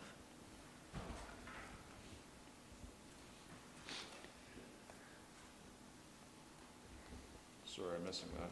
Yeah, page 5, the top half of page 5 is the solid waste services. And then it shows container replacement 2027, which is the third line down, and that's $150,000 there. And then further down is pedestrian container replacement 2027, which again is $150,000. So will we have them all replaced by the end of 2027? no. No. We have over, just the large ones alone, we have 160. So it would take, the idea is, these are the ones that are, to replace, they have to be really far along, right? And there would be no value in replacing or refurbishing them. And the refurbish is where we go and we strip them down, repaint them, change the housing, all the hoses, the fixtures, those kinds of things. These ones are so damaged, bent, rusted, doors are bent, broken. It's not a good use of our time to replace those or to refurbish those. And Councillor Graham, just as they weren't all installed at once, it wouldn't be efficient or effective for us to replace them all at once. So Right. it is a rolling program over time, right? Yeah, that makes sense.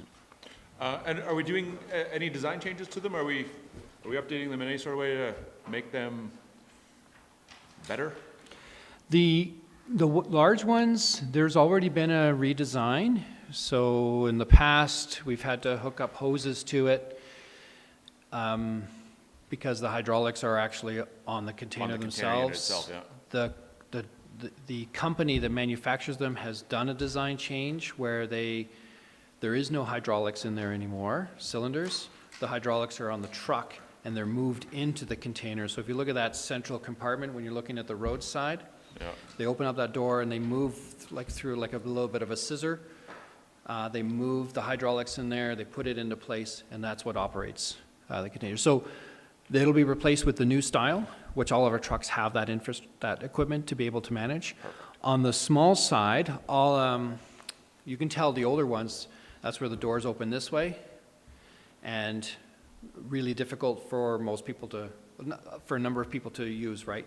As you're moving it up in this direction, if your hands slip off, it comes down. Right. So the new ones actually open this way. So there'll be a bit of a design change there, make it more ergonomic. And wild safes? Yes, Yeah. yeah, no, they still have that same mechanism, which is difficult for a bear to get its, yeah. Cool. We have tourists who have trouble opening them. I've dropped that thing on my head 1,000 Yeah. times. So the project sheets indicate that on the large ones, 8 to 10 being replaced each of those years. It doesn't give a number of how many pedestrian waste containers. Do you have a ballpark? How many do we have in town? There must be hundreds. We're probably close to 250. Yeah, okay.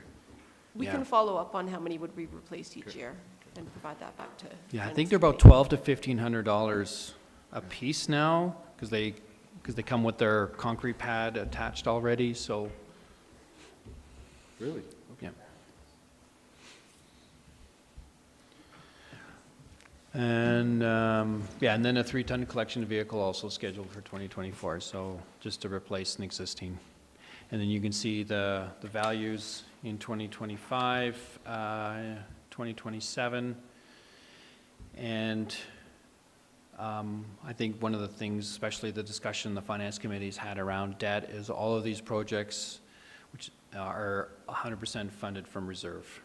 So no debt would need to be taken for that. So again, why we want to have a minimum reserve balance, so these type of expenditures can be funded from reserve, especially when we're looking to replace existing assets. And there we are again. You can see we dip down below the reserve, which is okay from time to time. I certainly don't want to make that a habit. The intent is to try to keep most years above that reserve balance, which is in red. And you can see out in 2020, 2032, 2033, we're looking to replace the sorting and baler system at the Waste Management Center, so that's why the reserve balance starts to take a dip there. But again, because it's existing infrastructure, the intent is to fund that from reserve. And here's the impact on rates. We're looking for a 5% increase across the board. You can see the different rates from 22 to 23 and then again to 2024.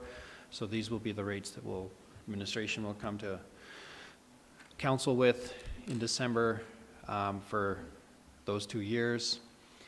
And you can see what the impact is. In 2023, for example, it's about $2 a month, less than $2 a month, or about $21 a year. And then you can see what it is on the commercial side. It's quite a bit higher because on the residential side, Utility, eh? yeah, Just ran out of I time. just have more control over the water utility than the power utility. The generator should kick in, but we'll have to get So I'm wondering what ran into one of the transformers, a little squirrel.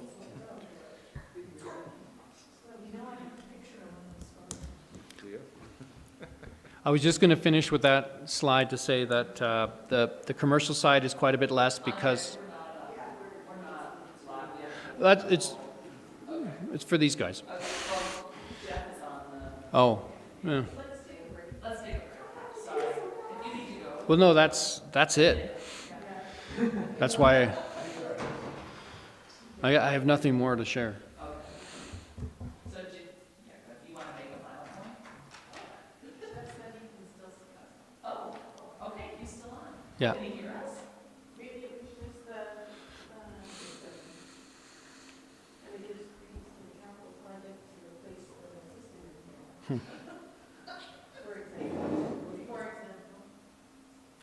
Sorry, I'll let.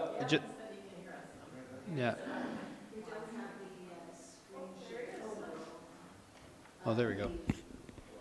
There we go. That's okay. That's okay. You have it in front of you, and I was just going to finish up with saying that the commercials do pay less because all they have access to or pay for is the recycling, where the residential is waste and recycling. That's why they pay more. And I just wanted to add, Mr. Robbins just indicated that the 150,000 in the pedestrian bin replacement gets about 75 bins.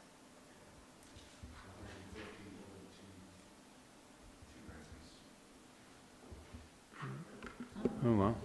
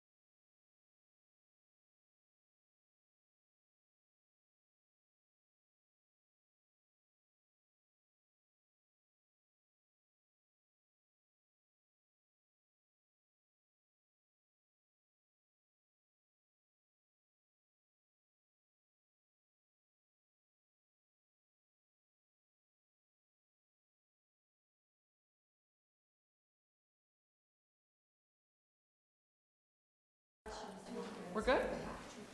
Okay, we're back. Hopefully the power stays on and steady now. I'm going to turn it over to Ms. Biswa for the 25-26 proposed operating plan high-level overview.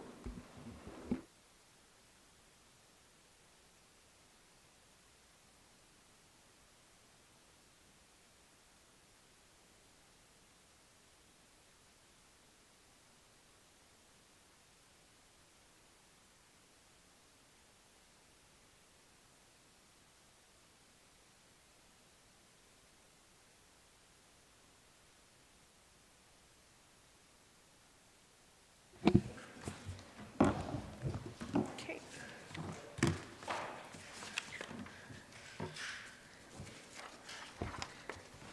So 25 and 26 seems far out, but.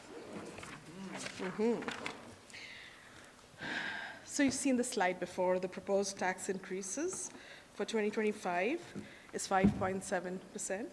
For 2026 is 3.1%. These tax increases have had the same impact of inflation, increasing energy costs, decreasing funding from other levels of government, as well as competitive employment environment, as was the case in 23 and 24.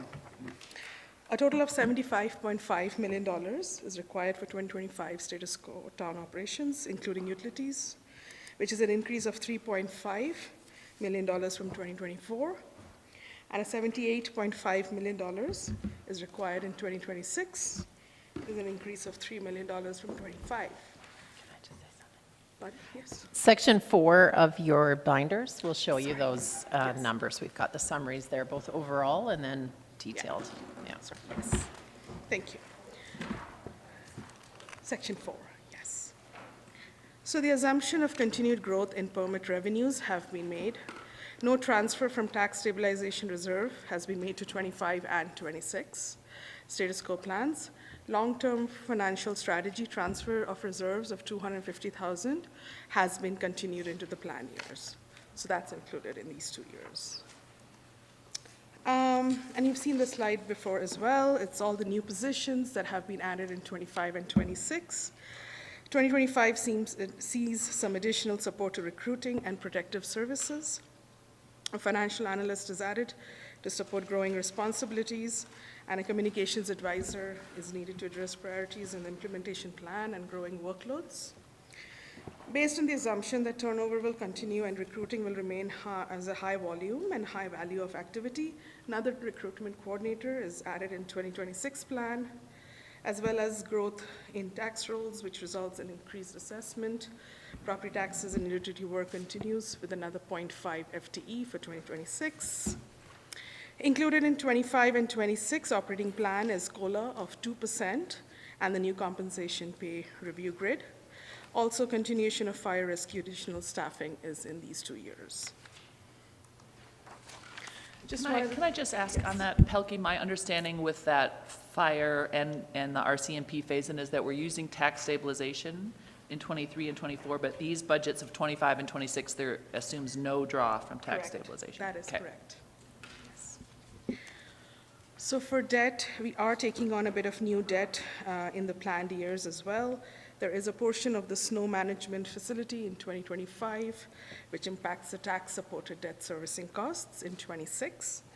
And the assumption of higher interest rate of borrowing continues into 25 and 26 as well.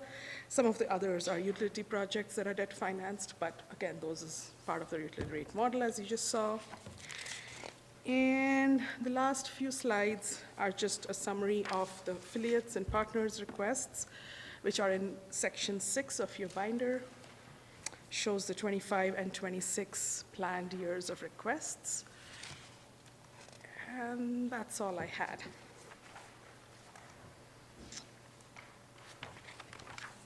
Questions?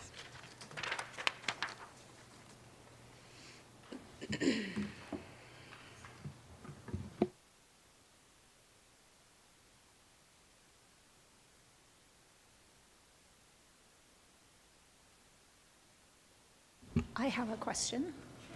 In partners and affiliates, and I'm just not recalling if and it could have already been answered, but the Canmore Museum in 25 and 26, have they indicated why those increases are in funding are coming forward? And I know I'm on the board, so I have no. It should be part of the packaging in your And section then- and then 6 they- in the okay. binder, the entire grant request and the letter from the organization. So, read it myself.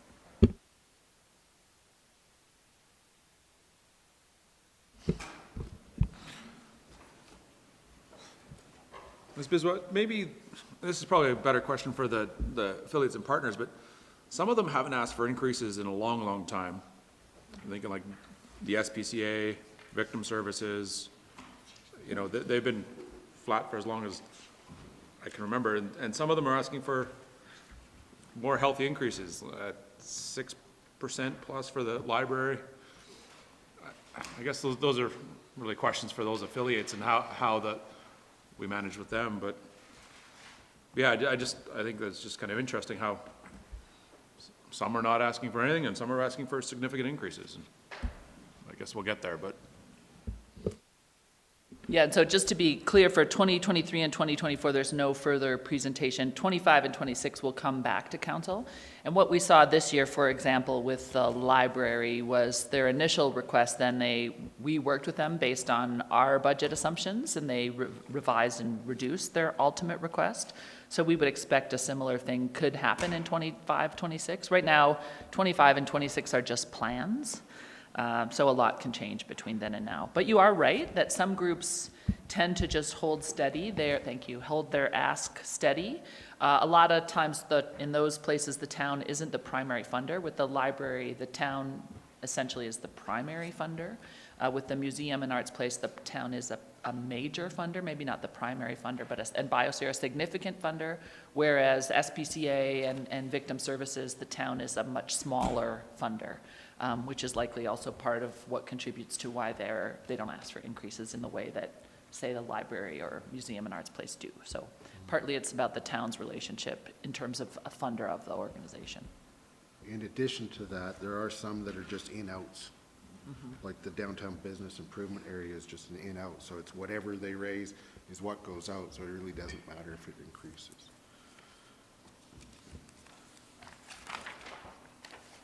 So again, 25 and 26 are just plans.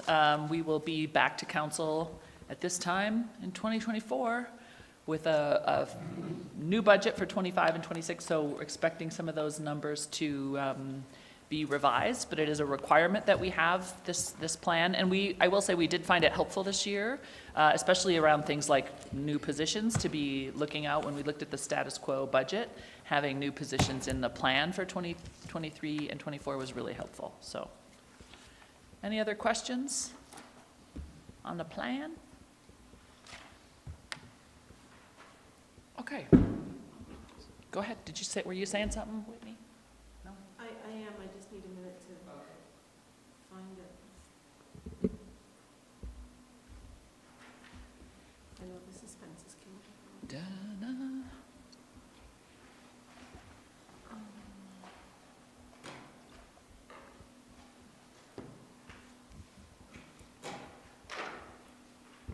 I was just going to point out, in terms of the Biosphere funding on there's a grant request from partner organizations, and then there's also services contracted to partner organizations.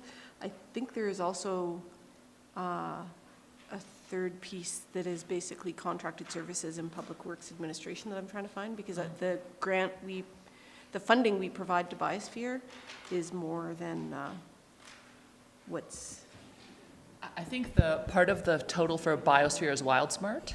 So WildSmart is a separate requisition, but it goes to, Biosphere runs WildSmart. So if you total their core funding, WildSmart, and the sustainable action, I think that's the total. That's the piece that I wanted to flag, that it shows about 100,000 in partners and affiliates, but there's an additional about 70,000 that also I think is directed from the Public Works Administration budget to Biosphere. That's what I'm saying is it's listed here under WildSmart. Oh, it is? Oh, okay. Yeah, if Sorry. you have to add WildSmart in when you look at Biosphere's funding. Oh, yeah, it shows up twice, okay. Yeah, and then the Sustainable Action Canmore is also biosphere. Yeah. Yeah, right. Yep, great, thanks. Okay, if there are no more questions, then I'm going to move us on to the last administrative portion of the Finance Committee work before we turn it over to all of you to begin your deliberations. Woo! So I'm going to talk through two things here now for the rest of our time together today. The first is just questions you've asked so far we've been tracking, and the questions we haven't fully been able to answer on the spot. I'm going to walk through the answers to those questions. And then the other thing that we had committed to bringing you was all of the options for the budget in one place. So we'll start by answering questions, and then we'll do an overview of your options. So, in terms of questions, one of the first questions was about the CCH requisition over the last 10 years. Here it is. In 2006, they were getting $150,000 a year. The peak was in 2016 with $550,000 a year, and then it's been coming down a bit since then and holding steady since 2020 at $450,000. You all jump in anytime you have questions or want more clarification, although I mean, we could go into a real rabbit hole of questions about your questions. So, how many people subscribe to the Affordable Services Program? The number of adults on the program is 571. The number of children, 210. So the total adults and children is 781.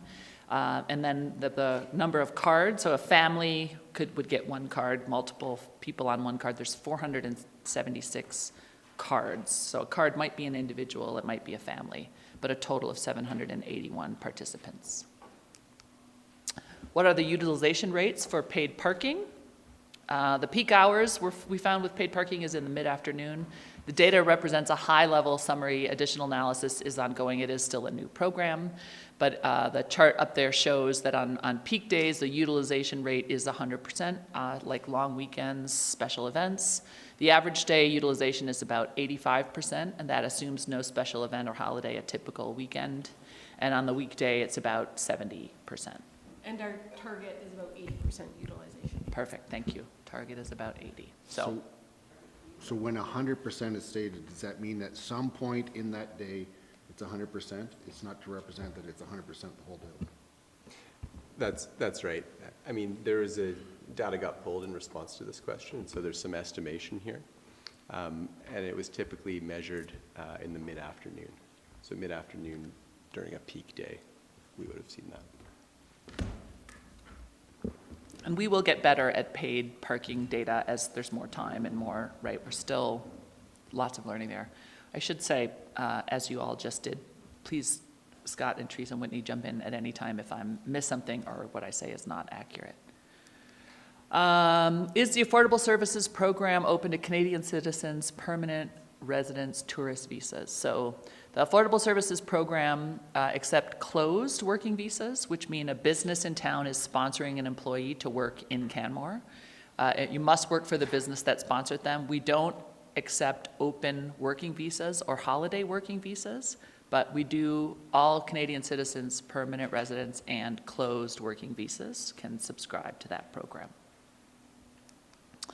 How many people were housed over how many nights in the Safe Park program? 13 unique individuals for a total of 275 nights in the summer of 2022. When did we last increase fees in recreation? So some fees have been increased numerous times since EP's open. Others have seen less change. It really has depended on surveys we do of similar facilities, who the fees impact, residents versus non-residents. Overall, since 2013, cumulative inflation to 2021 has been 13%, and the majority of our recreation rates have seen 5% increases. So we're a bit behind inflation, but there have been increases made, and there is a plan, correct me if I'm wrong here, a stage plan going forward to implement small, regular increases instead of waiting and doing really big ones. So cumulative inflation refers to the expenses. So we've seen a 13% increase in costs, offset by about 10% in revenue. The inflation would be a CPI measure, as opposed to necessarily directly tied to our specific costs. Might not be our budgeted increase, right? It's the cost of living. It's just putting the two 5% increases in perspective. Yes, of cost of living, yeah. Okay. What are RCMP slippage actuals? There have been underspends as a result of less overtime than anticipated, shifts that went unfilled, and some savings on equipment. So the chart there goes from 2016 to 2021. In 2021, we were about $244,000, $245,000 variance under budget. And why the big bump in 2020? My understanding with that one is they incurred additional COVID-related expenses, combined with some repairs, maintenance, and vehicle incidents that year. Okay. Do you want to turn a mic on for him? It was accruing for the contract increase. As well. Right, we were accruing for, that's right. We knew that the, $350,000. yeah. Forgot about that. Okay, how many years of $80,000 annually for wildlife attractant removal would be needed? So likely, if we had $80,000 a year for 4 years, we could finish removing, this was about town lands and wildlife attractant plants on town lands. We would likely be able to finish in 2026, but there are many variables, so that's not actually certain. The original fruit tree survey, which was done about 5 years ago, included only 3 types, the most common, crabapple, cherry, and mountain ash. We have staff who are currently updating that plan to include other species, like wolf willow, snowberry, and Alberta rose, and that will be completed at the end of this month. We're also working with Alberta Environment and Parks to determine, that might not be the right acronym anymore, I can't remember, to determine which species are highest concern so that we prioritize which ones we remove in what order so that we're getting the biggest attractants out first.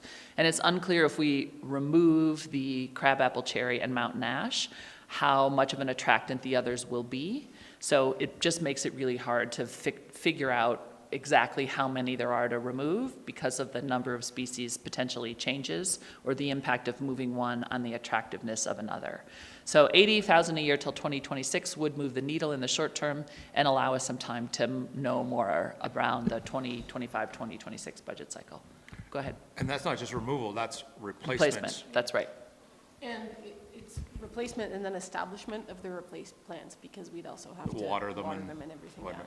And the key there is not related to the replacement, but it's unclear to us if, when we remove those primary known wildlife attractants, if the wildlife will substitute for other food sources, like the wolf willow and whatnot. So we're just not clear on if the crabapple and cherry and mountain ash trees aren't there anymore. Will that address the challenge of wildlife attractants in town, or will the wildlife look for something else to feed on in town?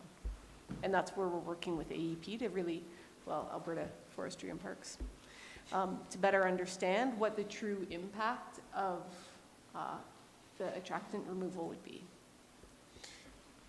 And I'm just going to extrapolate, if we stuck to the $10,000 a year, it's going to take us a long time. Yeah. Yeah. Yeah. I mean, it'll chip away at it, but at a slower pace, yes. Thank you. Can we move to compostable dog poop bags? We can, but it's not recommended by administration. So dog waste bags are typically collected in the same containers as pedestrian waste. That's where we see most of the dog poop bags, is when people are out walking their dogs, they grab a dog poop bag and they throw it in the ped bin. And bags buried in the landfill tend to not break down, regardless of what they are, compostable, biodegradable, or just plastic. The price point is really our only determinant of the bags we purchase. The ones we have are degradable, but that doesn't influence our purchasing decision because of where they end up ultimately. The town of Banff recently switched from compostable just back to regular plastic, and they reduced their costs by half for the bags.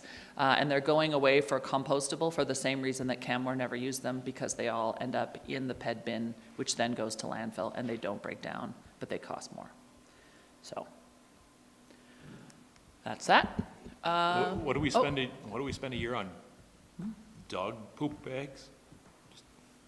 I don't know that it's that big a cost, but I don't know. Don't recall off the top of my head. Less than 50 grand? I think in the operating budget for solid waste services, they flagged it at around 10 as part of their increase in budget. 10 total. Yeah, 10 grand, yeah. And if we went to plastic, it would be 5? Is that my understanding? No, it's right now what they buy, as the slide said, is what is available at the cheapest price. It just so happened that when they bought these ones, they're also biodegradable, but they always go for what the cheapest unit count or unit rate is going to be. Okay, I understand. Thank you. There was a question about charging fares on the grassy Quarry Lake route, and our agreement with Alberta Parks stipulates free transit service for users as part of the funding that they've given us for that route. This offers opportunities for visitors to access the Canmore Nordic Centre Provincial Park and the Grassy Lakes from high population visitor accommodation areas of town. So if we were to look at charging a fare, we would have to go back and renegotiate with the province. And it also offers the opportunities for locals, right? It's not just about tourists being able to get on the bus to go up there. Locals can access those amenities as well on the transit service. Great point, thank you. Could we work with a nonprofit that does accessibility reviews? You may recall we have an accessibility review of our facilities in the capital budget for $70,000 or $75,000. When we opened Elevation Place, we did an accessibility review with the Alberta Committee of Citizens with Disabilities, and that was to confirm our compliance and effectiveness with the code. They are now called the Voice of Albertans with Disabilities. Sorry, I missed a with there. And they no longer do that kind of assessment work. They did recommend consultants who we reached out to, and they confirmed that the $75,000 budgeted amount is a reasonable amount for the work that we're looking to do. We also inquired with an architectural firm that we work with, and they're not aware of an organization other than other consulting firms that do this type of work. So we believe that the budget is, based on that, we believe that the budget is effective and appropriate. There was a question around where EV charging is projected to go in the future. What's the future of that, and how do we, is the infrastructure we're suggesting fitting with where the things are going in the future? So right now the industry standard is to have public charging infrastructure in the place where people congregate, and that's based on research and best practices provided from FCN and Arcan. And our latest GHG inventory shows that EV ownership in Canmore is increasing substantially. I saw my first Ford Lightning this weekend, actually, which is very exciting, in town. And that is increasing the need for charging and the demand for charging. It also certainly helps with visitation and people who are, there's a lot of, if you have an EV, there's a lot of range anxiety. And so when you plan a trip, you look for all the places to stop, and communities that have EV infrastructure tend to be places where visitors stop, go to lunch, do some shopping, and spend their time. So by selecting community amenities for public charging, we're likely to capture residents as well as visitors.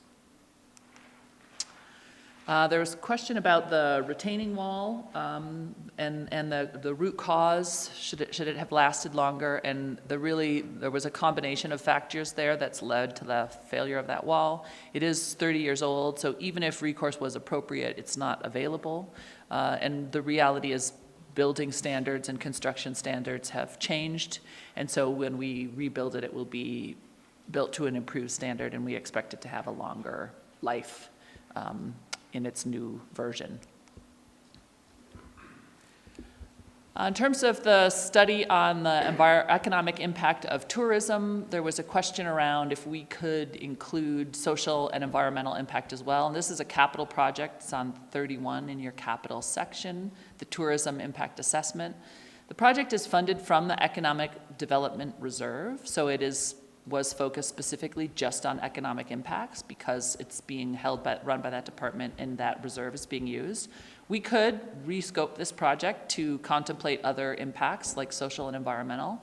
It does add added complexity. It's fairly easy to hire a economics or a financial consultant to do an economic impact of tourism study. It's a discrete, fairly simple project.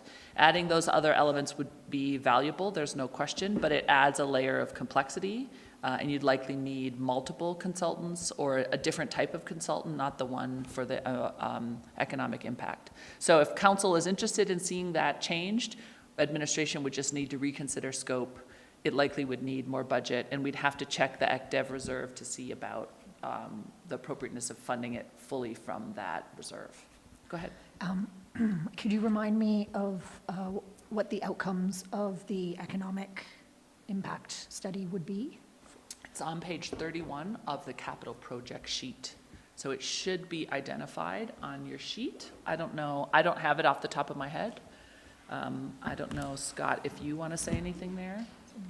We don't know. I would like to refer to the sheet. I can tell you it's in collaboration with TCK. And so there'd be some shared outcomes that we'd be looking to develop with them. Yeah, but we can absolutely reconsider it or rescope it if that's council's desire. Go ahead. What was TCK's contribution, financial contribution to this project? That should also be on the sheet. I don't know if they have a financial contribution I've read all of these sheets, but I don't. Oh, yeah, no, that's okay. Page 31. I don't know if it's, if they contributed or just that the scoping of the project was developed in consultation with them. Not that they're funding it, but that they are contributing to the creation of the project, mentally, not financially. That's my understanding as well.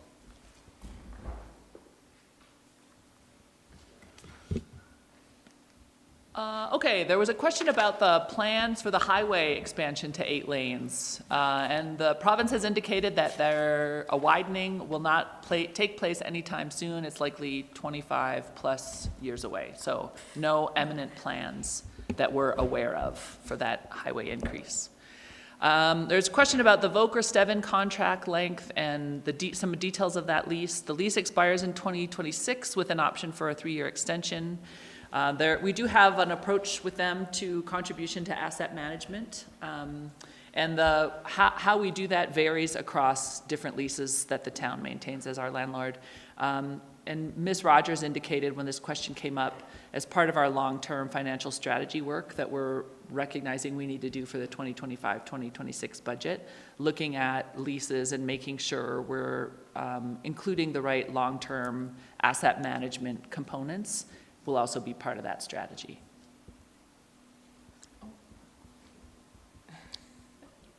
Where appropriate, I would say some of our leases, like the Scout Hall, for example, we're unlikely to charge the community groups that use that facility for capital improvement, but we'll certainly look at that overall and then come with some recommendations. And I think it might be informed too in part by the decision-making framework that we're doing with how, who do we lease our municipal assets to and why. So it could be that there are cases where a community group, we expect them to contribute to some life cycle maintenance because the town ends up paying for it anyway, so it all goes back to the taxpayer. So I think it's a great point. And I'm not sure that it will be the same across all types of users, but the more that we can be transparent and consistent in the rationale that we apply, I think we'll all be better off for that. Yeah, and that's the work we're currently doing, is to try to create that framework and some consistency. Will detailed design for Railway Avenue come back to council for approval? This was a 2019 motion. Councillor Hillstead found it and sent it to us, and it was on the council resolution action list until 2021 when the project was canceled. So then it was deemed as complete and taken off the council resolution action list in 2021, but the project is scoped to be at council in May for concept approval, and the detailed design will take place after that. So there will be more coming to council on that project before it moves forward. Yes. Will council see the framework for the fire hall use? So admin will bring the framework to council for information when it's ready, and then we'll bring the proposed use for the existing fire hall to council for approval once we have that. And what would the role of the public input be in the fire hall use? Based on our public participation policy, it's looking like it will be informed at this time. Can the clerk sign the finance committee minutes? Yes. According to the designated officer, the officer's bylaw, the clerk does not have to be present or the minute taker. Fun fact. There was a question about the past 10-year tax increase and inflation rates. So this chart that's on this slide shows starting in 2012, what our municipal taxes were, the percent of tax increase by year, CPI Calgary's annual increase, the town of Canmore's COLA, what we did for cost of living, which again is CPI Calgary is annual, but we use July to June. And then we also threw in for fun the performance pay amounts for all of those years. So just a reminder, there's a bit of a lag between the CPI and our COLA and what we apply, just timing. This is, we're looking at the last year. So that's 7.2, right? If you do try to, yeah, anyway, you get it. Yeah. Like a 12-month lag or Half a year. half year? Yeah. July to June versus annual. Yeah. Yeah, okay. Calgary CPI is annual, January to December, and we use July to June. Yeah. Because we're creating budgets in July, so. So really trying to get the most current information when we start the budget process. Right. Yeah. Do we have any forecasts on inflation over the next 2 to 3 years? Yes, they're changing. Rapidly. Yeah, like currently, Calgary is 7.1. And we, For next year. Yeah, and we had that 5.9 estimate when we started the budget work. It's gone up to 7.1. And the year after that, any? 3.1. Is that what they're saying? Okay. Yeah, and I think we had included 2.6. Yeah. Okay. Thank you. Appreciate that.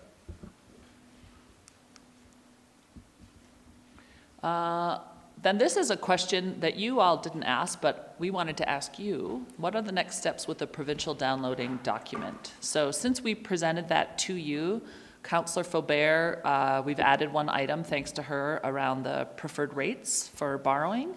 So the document has changed even since it's in your package.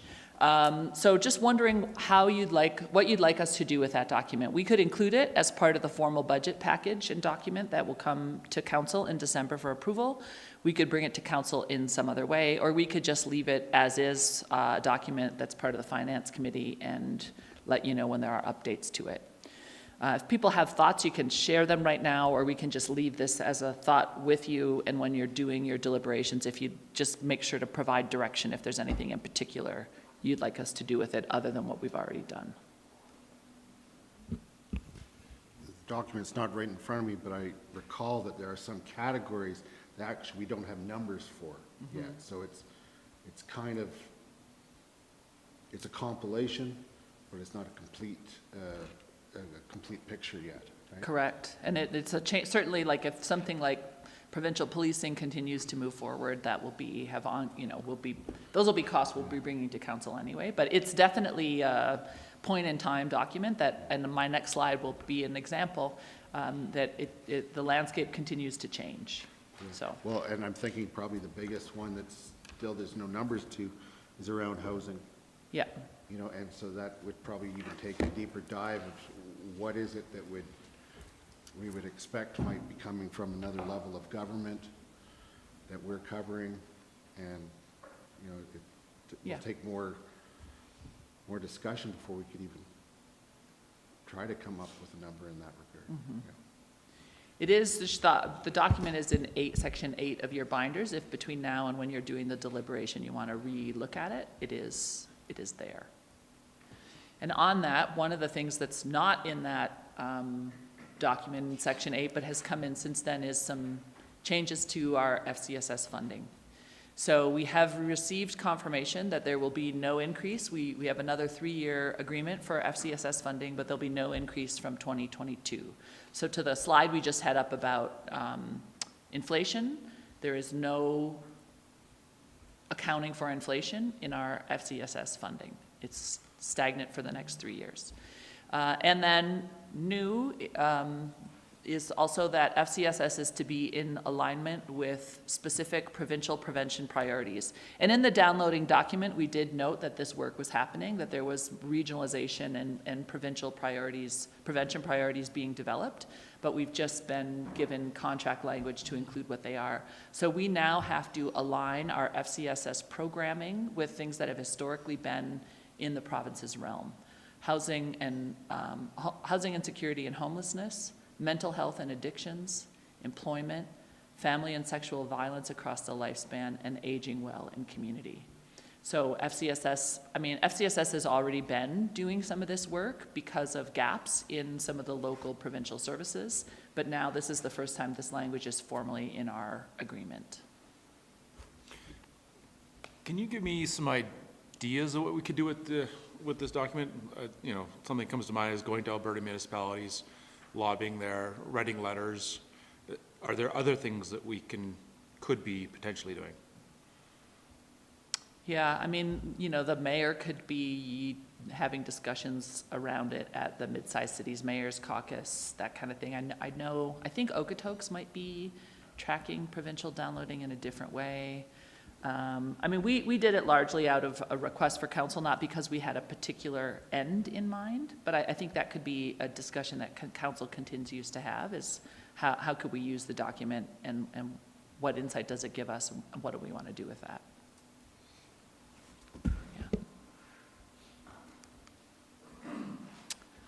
Okay, so just as a reminder, that was all of our answers to all of your questions. I'm going to move now into options and reviewing for you the options for making changes to the budget that we've presented up until this point.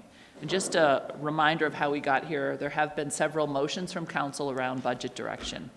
So the first was motion 136, where you asked us to deliver ideas for bold initiatives linked to your strategic plan, included but not limited to housing and affordability, to prepare a preliminary operating and capital budgets for 2022 and 23 and 24, which is what we've really just been presenting to you based on status quo, some operating plans for 25 and 26, and capital plans for 25 through to 28.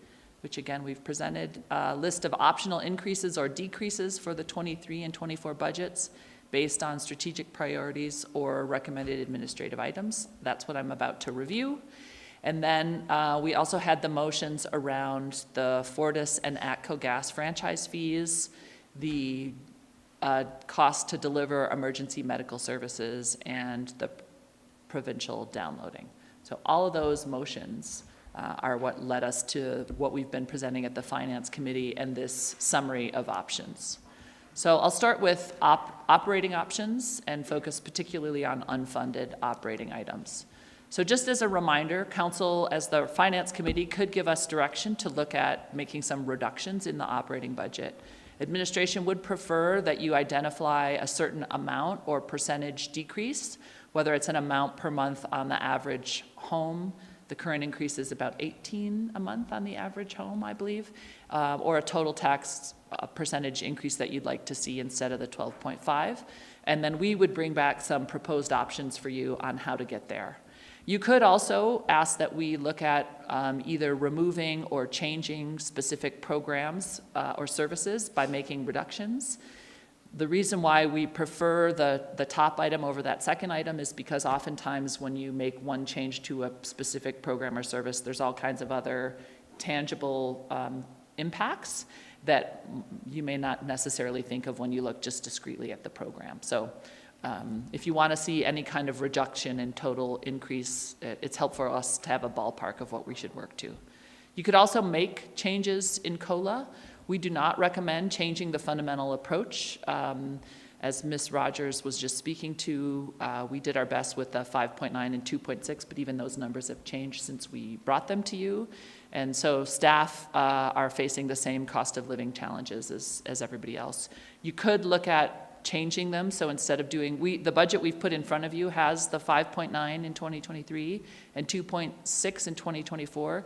You could keep the total amount and spread it out differently over the years. That does certainly have impact on staff, but it is our recommendation that you keep the total overall amount if you look at fleshing things out. And then, so those are the big options for reduction. You, like most budgets, have more ideas of what you could spend money on than where you could spend less.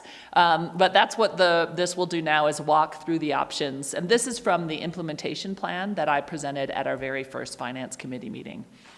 So under livability, there was one option that would be funded from the Economic Development Reserve, which means it would not affect the tax rate. It would just come from the reserve, and that would be to invite Happy Pad, the congregate living opportunity, into Canmore. It's a $5,000 commitment over 3 years, so that would come from the Economic Development Reserve. There are 5 other livability options that are tax funded, so if you wanted to include these, it would increase the tax rate. So one would be to continue with the Safe Park program as presented, which is $50,000 operating in CSD. Or as a follow-up to the housing workshop that we did with council earlier this year, we did start to talk at that point about homelessness and the municipal role in providing homelessness support. So even before the new FCSS contract had that specific language in it, we have been seeing an increase in homelessness in the valley, and in Canmore in particular, and an increase on requests to FCSS to provide homelessness supports. And we have, during the pandemic, we created a position as part of our pandemic response that was partly funded by the Safe Park program and partly funded by a capital COVID response project. So for the last 2 years, or 3 years, I guess it started in 2020, partway through 2020, we have had a position who is working on both Safe Park and homelessness supports. And the idea would be to make that community evaluator position full-time and permanent.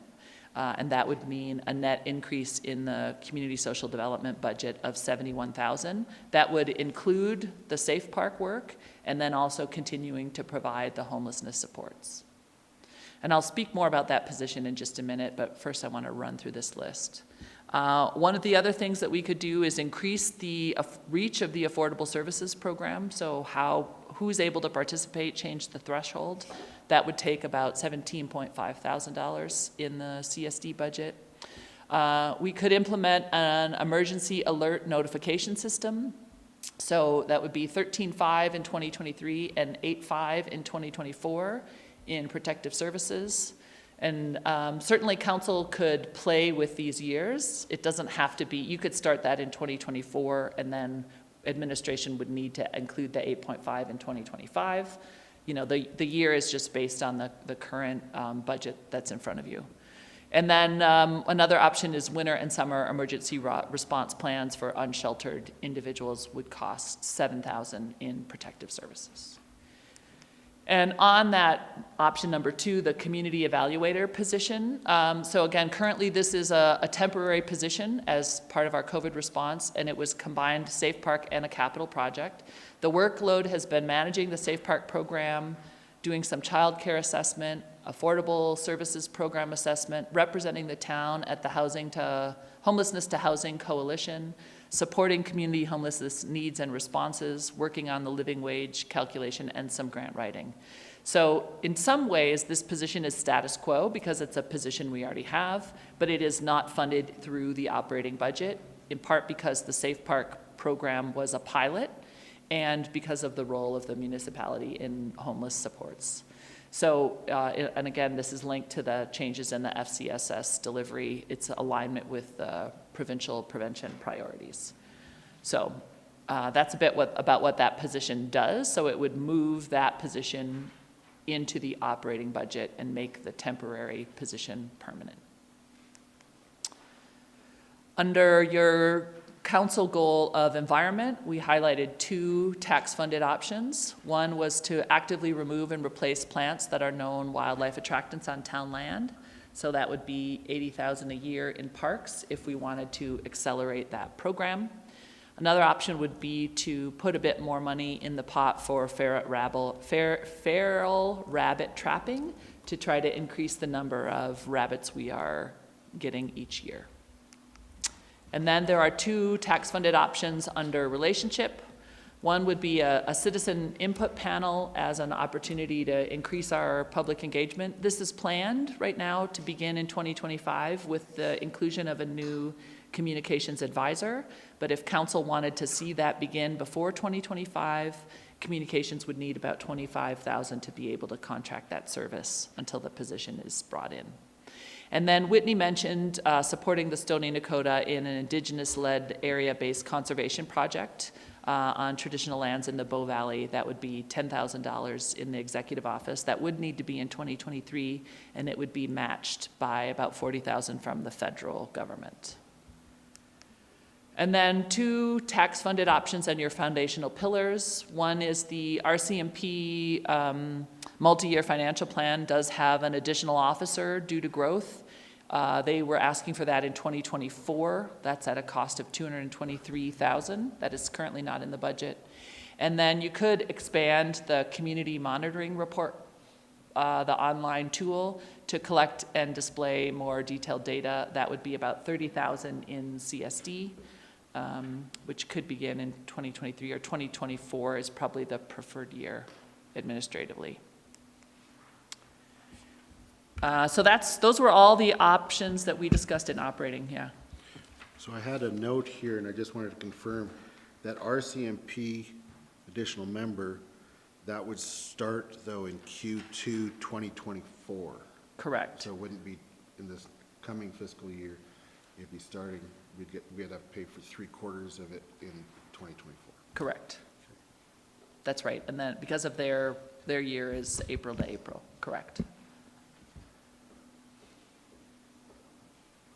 Okay, then just wanted to review a few options also for reserves. So there's several options around paid parking reserve and mode shift. So one option is to increase the paid parking reserves by increasing the amount we charge for paid parking. The proposal from administration has been to increase it by $1 during the peak season, and it's our estimation that that would increase revenue by about $300,000, which would go into that reserve. One of the things we'll need council direction on is adding the $91,000 in the 2024 operating budget in the transit for transit for the Rome, Quarry Lake, Grassy Lakes local route. Again, this has been committed by previous council, but it was not yet in the budget, so we'll need to formally put that amount in.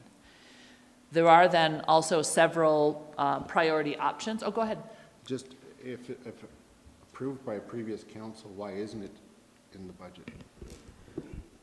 What was approved by previous council was the capital allocation, so our contribution for the electric bus and the bus stops. Yeah, and then it was speculated in that report that the route could be funded operationally through paid parking, but there was no recommendation or decision at that point. And we didn't have paid parking up and running, so yeah. It's just a formality. And then there are several options for the paid parking reserve. The regional service increase extended daily by 1 hour is $30,000 in 2023 and $31,000 in 2024.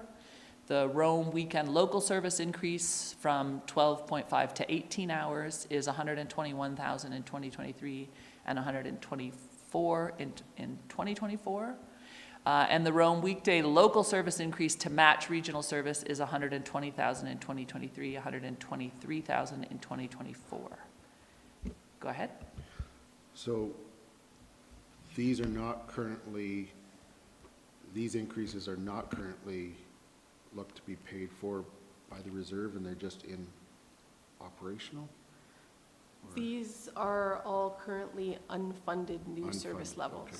So they're separate from the $267,000 increase status quo requisition. Okay, so these are all unfunded, so funding them in this way would have no impact on the potential tax increase. If you use the If paid they were parking funded through the reserve. reserve, yeah. And Mr. Mackay and I are going to talk more about that on Thursday. Yeah, and so there was a presentation around utilization of the paid parking reserve. Did that go to fund things that were currently in the operational budget though? Or is it, am I confusing that? We did present some options that council could consider, but currently the proposed budget shows, I think it's about 300,000 of paid parking revenues going towards the total, I think it's a $1.8 million status quo requisition for transit. So we did talk about some options and how council could move some of that around, given that some of the intent of paid parking was to subsidize that fare-free transit. And we'll talk more about that on Thursday. We're just refining some of the inputs that, for council's information. Okay, so that, we're gonna get more information on that? Yes. Because my Yeah. takeaway from that discussion was that there was a potential paying out of the paid parking reserve that would reduce the Yes. operating budget. Correct. And thereby reducing, yes, okay, so Correct. that's still to come, because I am interested in hearing That is more still about to that. come. I would just add, on Thursday, we'll review that in more detail, and at a really high level, we have a new revenue source that council has some opportunity to use, either to fund unfunded options here or to reduce taxes or some combination of that. And we'll walk through that in much more detail on Thursday, but that's really the option that'll be before you. Yeah. We had hoped to have, we just didn't have enough time from Thursday to today to turn it fully around. But we will start Thursday's meeting with that overview and then turn it over to you for, so I was falsely excited that this was the last bit from admin. There'll be a little bit more on Thursday around paid parking. I just never want it to end. We just never want to stop talking. And then the BIA grant program, you did direct us recently to develop a BIA grant program, but we'll need to fund that. And the recommendation was that about 50,000 from the paid parking reserve, but we'll need some direction on the amount that you'd like to see there. And then the approach to Quarry Lake, the approach to the transit requisition, and the amount funded from paid parking will be what we discuss in a little bit more detail on Thursday at the start of that meeting. So more to come on that, and lots of opportunity there. Also on reserves, you do have the postponed motion around the franchise fees. So the motion was that the Finance Committee recommend to Council to set the 2024 Fortis franchise fee at 16% and the 2024 ATCO franchise fee at 35%. And then administration did have a recommended option, which was that you give us some direction to increase the Fortis fees over the next several years until we achieve 20% in 2028. So instead of every time there's a budget, getting direction, the timing is really tricky with a November deadline, right? This would give us a bit of knowing to bring to you another 2% increase in 2026 and to look at another 2% in 2028. Appreciating those are different councils, but it might be helpful for us to have those in advance, just so that we can at least bring it to future councils for a decision. So we're doing it sets us on the road to do the pre-work. What are the thoughts around proposing the 2% increase every other year as opposed to 1% every year? It's administratively quite burdensome to do that. We have advertising requirements, and we have to go to the Alberta Energy Regulator to get approval. And so the thought is it's just more efficient if we can do that every second year. And the revenue doesn't offset it sufficiently, because we're getting then a 1% in 2025 that we wouldn't get, then we still get the 2%, and then we get a 1% in 2027 more that we wouldn't get. So I'm just wondering, those 2 years at 1% increase doesn't justify it? We can look at that. I'll get back to you. Yep. I have a question. Is it possible to get permission from the regulator for the yearly increase, or you have to go every year? The requirement is to advertise annually. Annual, okay. Yeah, or whenever you have an increase, we're required to have that advertising period. So yeah, we're not aware of the ability to get pre-approval and advertise a longer-term increase plan, yeah. Okay, and then the last bit is capital project options. So of course, in terms of the approach to capital, council can add items from the option list to the capital budget. If you have a desired funding source, it's helpful to provide that. If you're not sure on the funding source, we can do that work and make some suggestions for you, but the buckets they all have limits. Council can also delete or remove projects, that's at your discretion, or move and change the timing of projects. It's just helpful to know because, right, there's impacts when we move buckets and move funding. So, yeah, that's all I'll say. In terms of your livability priority, we identified 3 options for you. The Property Tax Task Force, every time, is on page 33 of section 5 is that sheet. $75,000 is suggested in 2024 to have a look at our tax rates and how we're taxing. A jumping platform in Quarry Lake, for Quarry Lake on page 181, $200,000 in 2023 is suggested. I believe we already have $100,000 there. Yeah, there's $100,000 in donation, and we've confirmed with that donor that they are happy to keep that donation tied to the jumping platform, even though it is currently unfunded. So we need the funding isn't actually $200,000 that would be needed, it's another $100,000. This might be the kind of thing that you'd look at the Quarry Lake paid parking to fund as a potential revenue source. Yeah, as a potential funding source. And then there's a new public washroom at the Fitzgerald Rise Playground on page 183, that's unfunded for $230,000 in 2024. Dr. Cottle? Yep. Quarry Lake and the relationship we have there, is that something, like, there's talk about paid parking stuff and how we fund these things, and operationally, do we just need to, like, formalize that relationship? Yeah, better?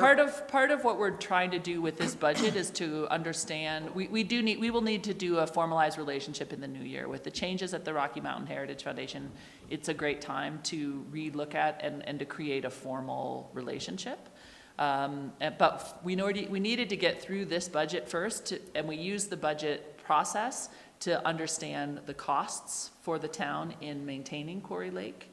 And then we've also needed to do some work to separate out the paid parking revenue for Quarry Lake. So once we get through the budget process, we will reach out to the Rocky Mountain Heritage Foundation to create a new agreement going forward.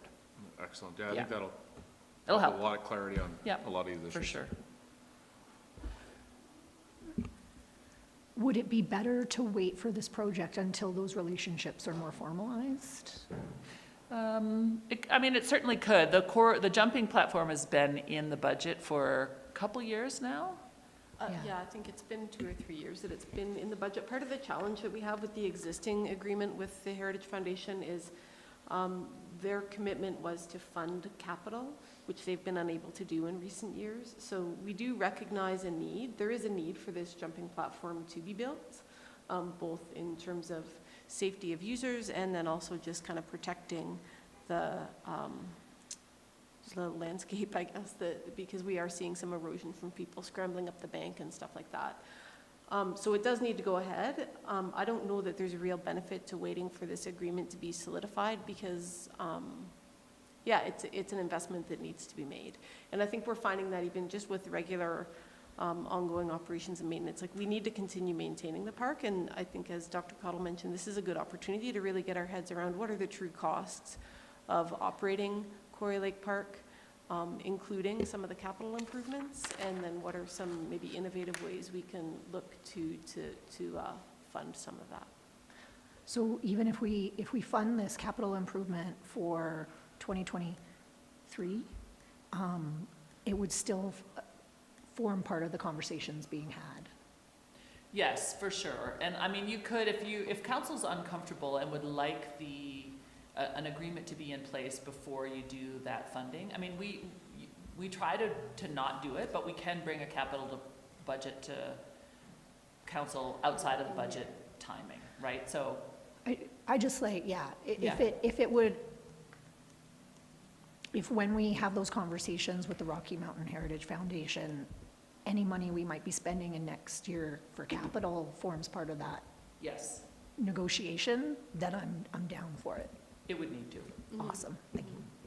And that is actually one of the things that we'll be touching on Thursday too, is as we move forward with Quarry Lake Park, we may want to look at creating a reserve for capital improvements or life cycle maintenance of existing capital at that park, to really, again, get at the true costs of operating the park over time.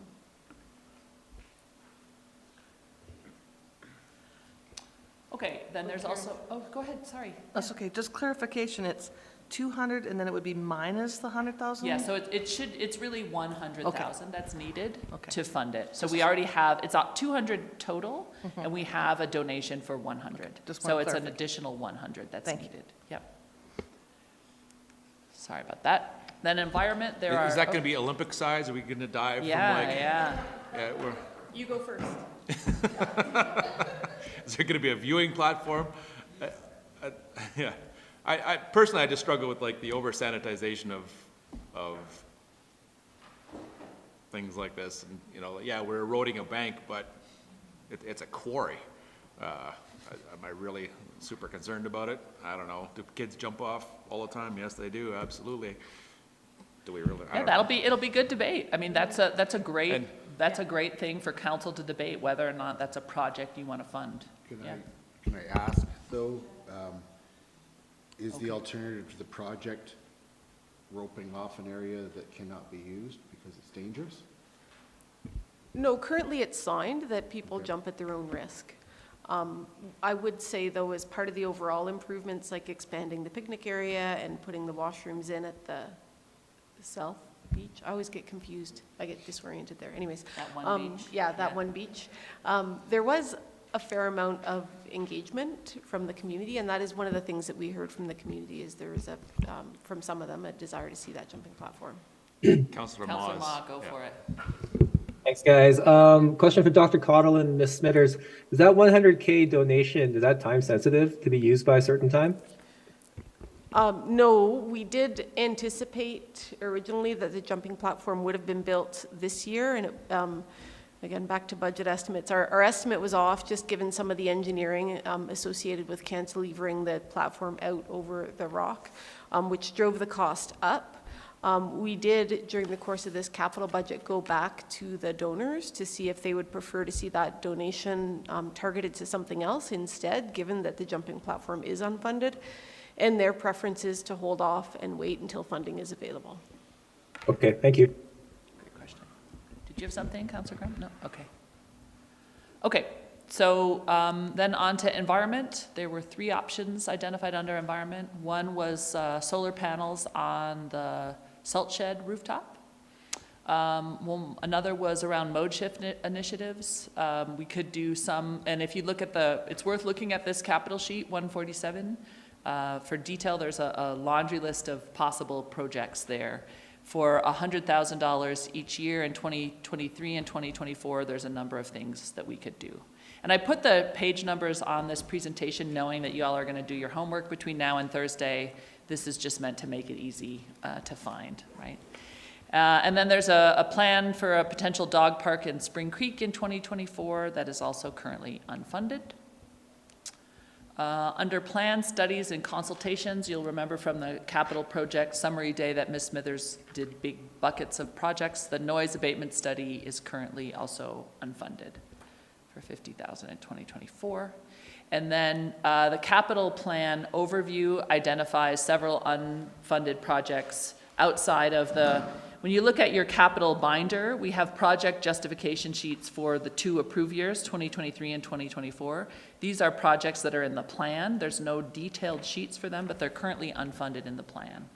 So the large area redevelopment plan is unfunded in 2025. There's a parking lot rehabilitation, a new parks washroom, a natural asset inventory assessment and plan, and a vehicle for parking enforcement, all identified in 2025 as potential capital projects that are currently unfunded. Dr. Cottle, what parking lot are we talking about for this rehab? It would be a few of them, including the parking lot at the rec center. And I think Public Works was one of them. There is a handful of parking lots. And are we looking at just like a resurfacing of them, or? Yeah. Okay, thank you. You'll see as we go through this list, there are several. So I'm guessing this is a rehab kind of bucket that looks at several municipal parking lots throughout town because it's in different places. But the amount is different. Yeah. And then in 2026, there's more parking lot rehab and another off-leash dog park. In 2027, parking lot rehab, another parks washroom, and a new ride-on mower. And then in 2028, this is currently unfunded in part because we're not sure where things are going, but there's contemplation of a new RCMP facility needed down the road, so funding a concept plan, more parking lot rehab, and another off-leash dog park. That ride-on mower, this is more than my John Deere ride-on mower that I'm taking around my yard here for $135,000. But you say ride-on mower, but I don't think that's a ride-on mower. It mows a little bit more than your yard. So, yeah, it's built to take on more. I don't know the specific details of it because it is in the plan. It Yeah. is unfunded. When it gets closer to within that 2-year budget envelope, we'd be coming back with a project sheet with more info on it. Is that Boney being bought for the winter use, putting an attachment on it? Oh, yeah. Double duty. Sure. So that's it. That's the overview, all of the options put in one place to try to make it a little bit easier for you. Our next meeting is Thursday. At the start of the meeting, we'll begin with the Quarry Lake and paid parking overview. And then really now the remainder of the Finance Committee meetings are over to you, Council, to give us direction on any changes that you'd like to see to the operating capital budgets and the reserves going forward. And so you'll continue to chair the meetings? No, I'm when- done. When we do that? When we do that, so that, Yes, absolutely, I'm happy to, yep, and so, yeah, so that you can fully participate, Mayor Krauser, and, yes, happy to. Any other questions? Reserve funds and how we fund reserves and big capital projects and what we've done in the past and policy versus actual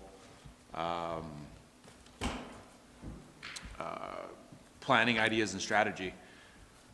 We're gonna get a more fulsome presentation on that? No, that not in the plans? Okay. You had it. I got it fully? That was But it? if you, go ahead. We're happy to answer questions if Yeah. there are specific questions, but I think I have to go back through those policy documents and have a better look at those to kind of understand what we're doing there and where we're coming up short and.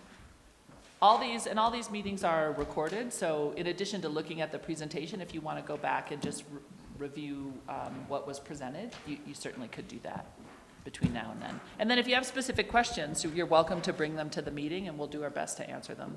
And if there's something we can't answer in the meeting, we'll follow up as quickly as we can. Yeah. Councillor Ma? Thank you, Dr. Cottle.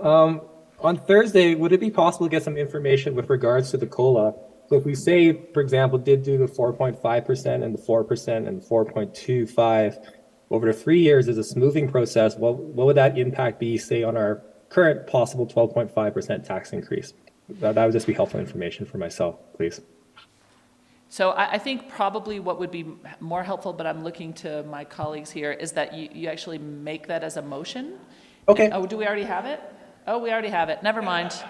So yes, Wow. we'll if we already have that, we can either bring it on Thursday or send it as in an email. But they're 12 steps ahead of both of us. So. Rocky, you're amazing. Wow. Yeah, thank you. Thank you. They already have it.